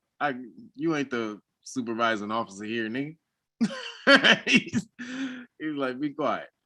Again, even though the sergeant may want to back his officer, why wouldn't he? He's on video, and his guys asserted his rights. But what's the main reason? He can be sued. Thank you. Lawsuit. Like, dude, you fucking up right now on camera. You got to put the department in jeopardy, man. Trust me, that is some real stuff. Liability is a real thing. Lawsuits, they have to pay out money all the time. Y'all don't know that because these settlements are swept under the rug. But they always paying out money. They don't want it, but they don't want to do that. Insurance goes up, bond costs go up, all of this stuff. They don't just pay money and then and nothing happens. They can pay money and then you got to get reinsured, and it's hard to get reinsured. The premium, like I said, premium goes up. If you're bonded, you got to pay that money all that money back. If there's a bond that pays it, sometimes maybe with interest, man, shit happens when you go after the money. And so that's why the sergeant is like, hey, homie, chill your ass out. Because whatever you say right now, if I let that pop off, what happens? Who does that go on now? It reflect on them. It go not on reflect. It's the supervising officer's fault now. Yeah, now he's liable. Now the supervising officer is liable. Right. That's why he like, hey, nigga, hey, nigga, he ain't about to. He pulling me. Will Smith. Huh? Like, be quiet. Let me. Shut your. So if you sue more than one person, does the lawsuit, the bond, like, because they mostly go after the bond. So if you have multiple officers, do you like sue each officer or the department for how much their bond is? Because that's really how much you're gonna get back, right? Suit and bonds are two different things. Okay. A lawsuit is in court. Bond claim is to the insurance company. Two different things. You go into the bond company, you're filing a claim on the bond has no bearing on whether the court rules in favor of the police officer or not. It may work, but usually that the investigation is done and completed before anything gets done in the court on a bond claim. Because you're holding up money. Man, that's sweet. Okay. Man, that's sweet. Victory. But you got to do your diligence and say they know that's their kryptonite. So they hiding the bonds. They're gonna make you wait. They're gonna tell you that we don't know where they are, and you know we can't find them, and all the rest of that stuff. You know, I bet my lawyer could find them. I don't know where they at. So you got to do your diligence on the bond claim. Oh well, we can't fulfill that request right now. Wait, what do you mean? That's the law for your request. Freedom of Information Act, baby, that's the law.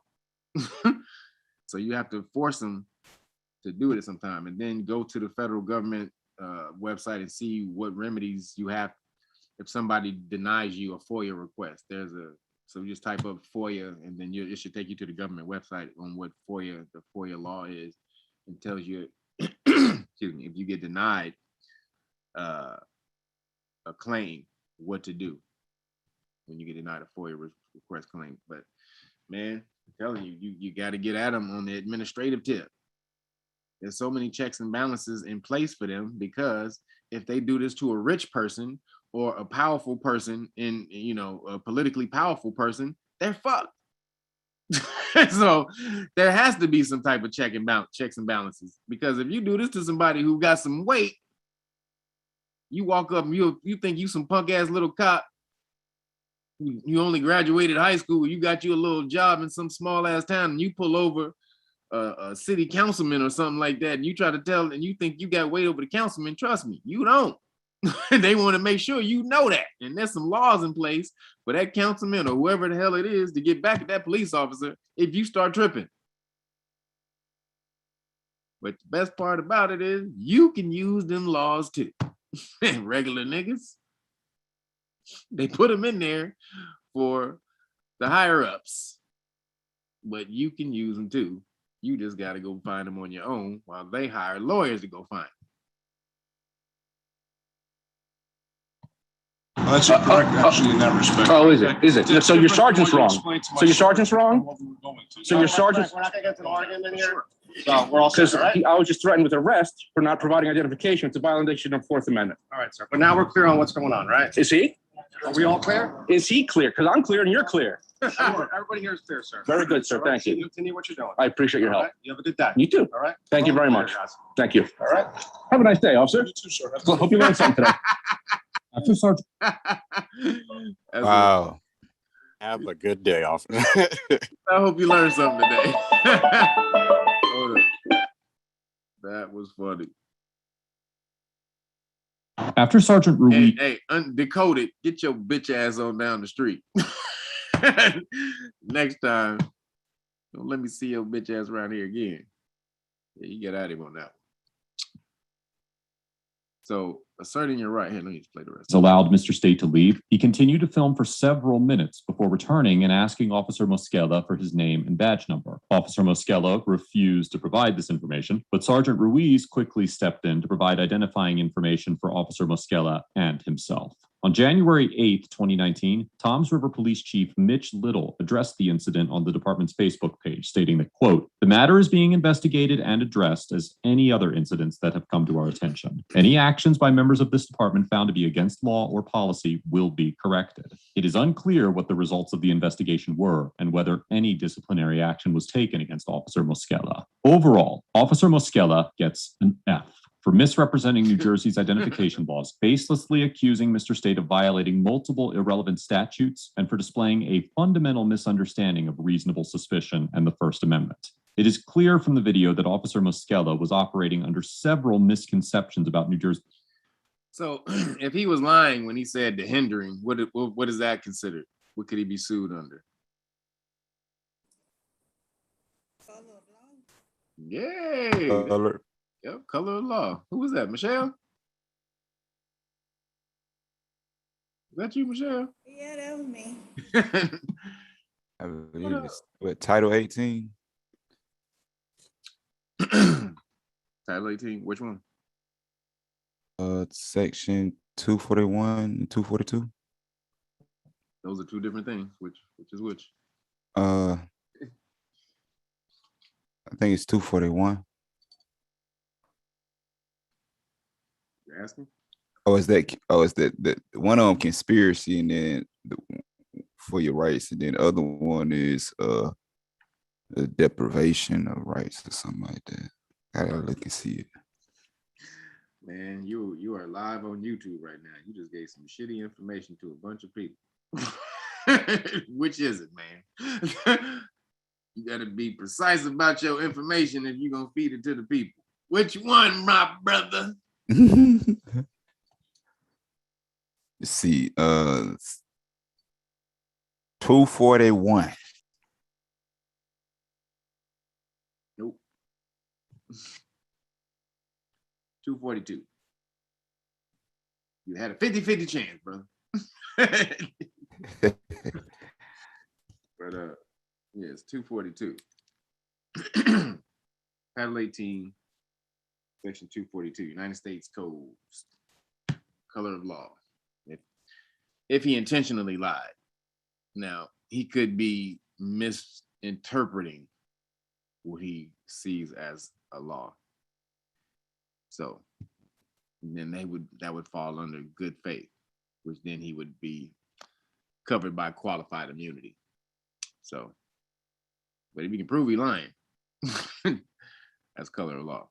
Statutes and the concept of reasonable suspicion, and it is difficult to say whether this was due to a lack of training or an intentional effort to force Mr. State's compliance. Regardless of the root cause, Officer Mosquela's conduct and rationalization. See, that's what we were just saying. If it's intentional, that's a federal violation right there. That's a federal law violation right there. Get your color of rights, deprivation of your rights under color of law. So it's very important if he which one it is, because if it is malicious, this nigga can have a major lawsuit.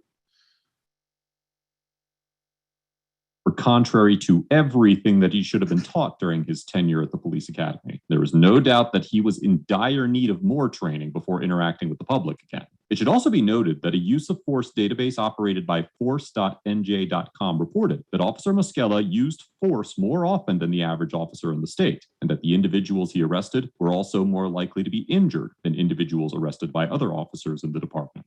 Considering this information with the conduct that he displayed during his interaction with Mr. State, it is relatively safe to assume that Officer Mosquela is a danger to the public at large and a significant liability to his department and the city of Toms River. If Officer Mosquela had arrested Mr. State, then he likely would have been the subject of a serious lawsuit. And there is certainly an argument to be made that the city of Toms River and the Toms River Police Department bore some degree of liability for failing to properly train him, especially considering that Officer Mosquela had already displayed a pattern of behavior that favored an unnecessarily higher volume of use of force incidents. This interaction highlights the notion that there are many faults within the current structure of training for members of law enforcement, and it is See, this is why you call a supervisor. So it's basically just said he be gangstering cats when he don't got no oversight. That's what this basically just said. he has a record of going over with the force, like he Luke or something. This nigga Luke and Darth Vader. They can just be extra out with the force. So, but when you know to call a supervisor, you call somebody with checks and balances over his butt. He has to get some act right. He was even about to argue with his sergeant right there when he said, "So you saying your sergeant is wrong?" And he was like, "Yeah." So you can see he a little problem dude, but he can't go against the rank. And the sergeant is like, "Nigga, you about to get us in some liability fuckery if you keep bullshitting." So just so y'all know, that question is in the new deck of police stop flashcards. Title 41, Title 42. There is. Okay. I ain't get the new date. I'm gonna make my way to get that date though soon. Man, so yeah, y'all. That's the end of that right there. He just keeps talking about how he fucked up.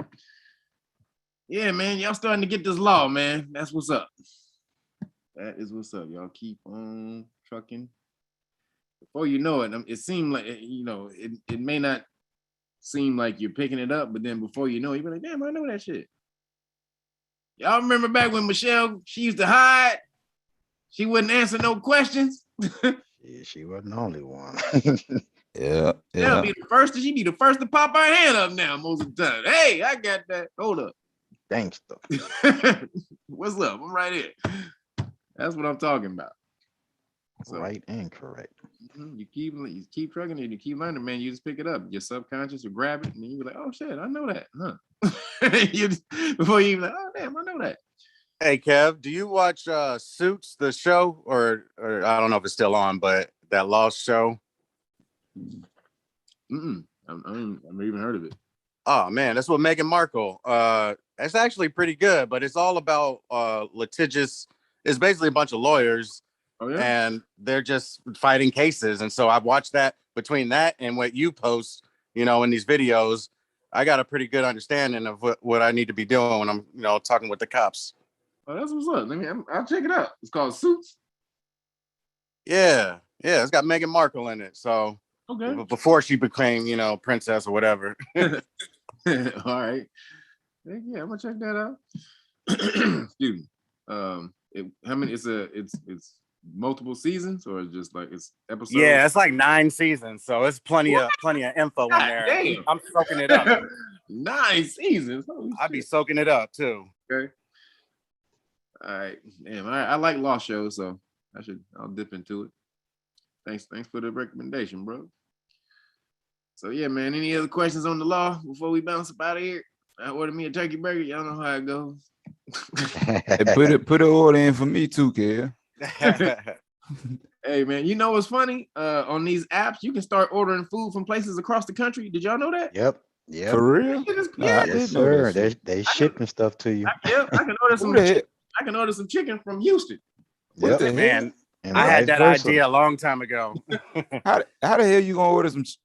Wait a minute. They pack it and ship it in 3 days or whatever. That shit Yeah. gets in 3 3 to days. 5. Yeah. They'll try to get it in 3 to 5 for their 3 to safety. 5, Yeah. Because they know something might go wrong in the mail. Right. I was Yeah. like, man, what? You can get chicken from Houston? Hey man, That's go where order the you some world of is that going, Frenchies, though. Kev. Order you some of that Frenchies, man. You want some good chicken from Houston? Get you some Frenchies, man, and then holler at me. But see, it's Yeah. gonna be days old, man. Food ain't gonna be days old. Days old in the mail. Yeah. he telling the truth. It's days old. It ain't fresh. I need my fresh food, man. I'll visit when I go there or something. I don't and I'll hit that up. 3-day-old chicken, 5-day-old chicken. It ain't even good. It ain't even good in your box that long. Right. That'll sound like the business right there. Is your place where you get your turkey burgers ship out? I don't know. All right, when you find out, put it in chat somewhere. Email. Well, he be ordering them turkey Yeah, burgers. I know, yeah.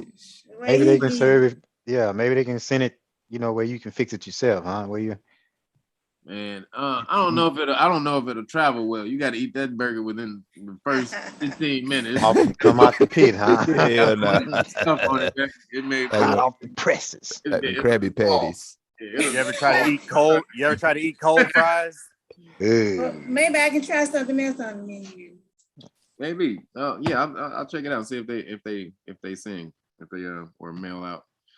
Because I know I just saw it on the app maybe a few weeks ago. I was like, oh snap! I just like, damn. Yeah, they tripping, man. Yeah, they tripping. You can. I guess it'll be fresh if you vacuum seal in. Oh no, it could be. If it's vacuum sealed, Right. I mean, No, that's the he's only right. way it gotta No, be. he's right. That's right. Sent He's through the true. mail. Vacuum It gotta sealing. be airtight. Yeah, it would have to be vacuum sealed. Yeah, Right. If it's vacuum sealed, it might be fresher. It may keep a couple. It depends on what it is, though. Yeah. Everything can't sit in that. Right. Like that. That's true. Bread gonna be sweat, man. You vacuum seal that meat in there. Right. That bread gonna be soggy when you get That's it. what I mean. Gonna have a smush burger. That's what I'm saying. That burger will be dissolved by the time. Or maybe they can just send the meat, Yeah, that's freeze what I was dried thinking. and just send That it. that is the best. I mean, the whole thing together, girl. It's an experience, girl. You better get your ass out to California. Get your butt out here to Burger Lounge. Don't have no Go to business. Burger Lounge and go He back. said Burger Lounge. Don't have no business out in California. Funny as hell. All right, y'all. I'm about to do All it. right. I'll let y'all Peace. next week. Peace. All right. Peace. All right, Hold it everybody down. on YouTube. Thanks for joining us for this pop-up police stop law class, so y'all can see how we get down in the class. If y'all want to get into this, make sure you go to patreon.com/realnagas, sign up for the police stop law class level, and then you'll be in here talking crazy just like everybody else, including Michelle. And I don't talk like this all the time, so don't put me on front street. You put yourself on Front Street, girl. I don't know what you're talking about. We just sat back. We didn't do nothing. we were just listening. We saved you. Y'all putting the energy out there. Y'all putting that energy out. No, we just messing with you. I know, me too. All right, y'all. I'm gonna holler at y'all in a minute. Peace.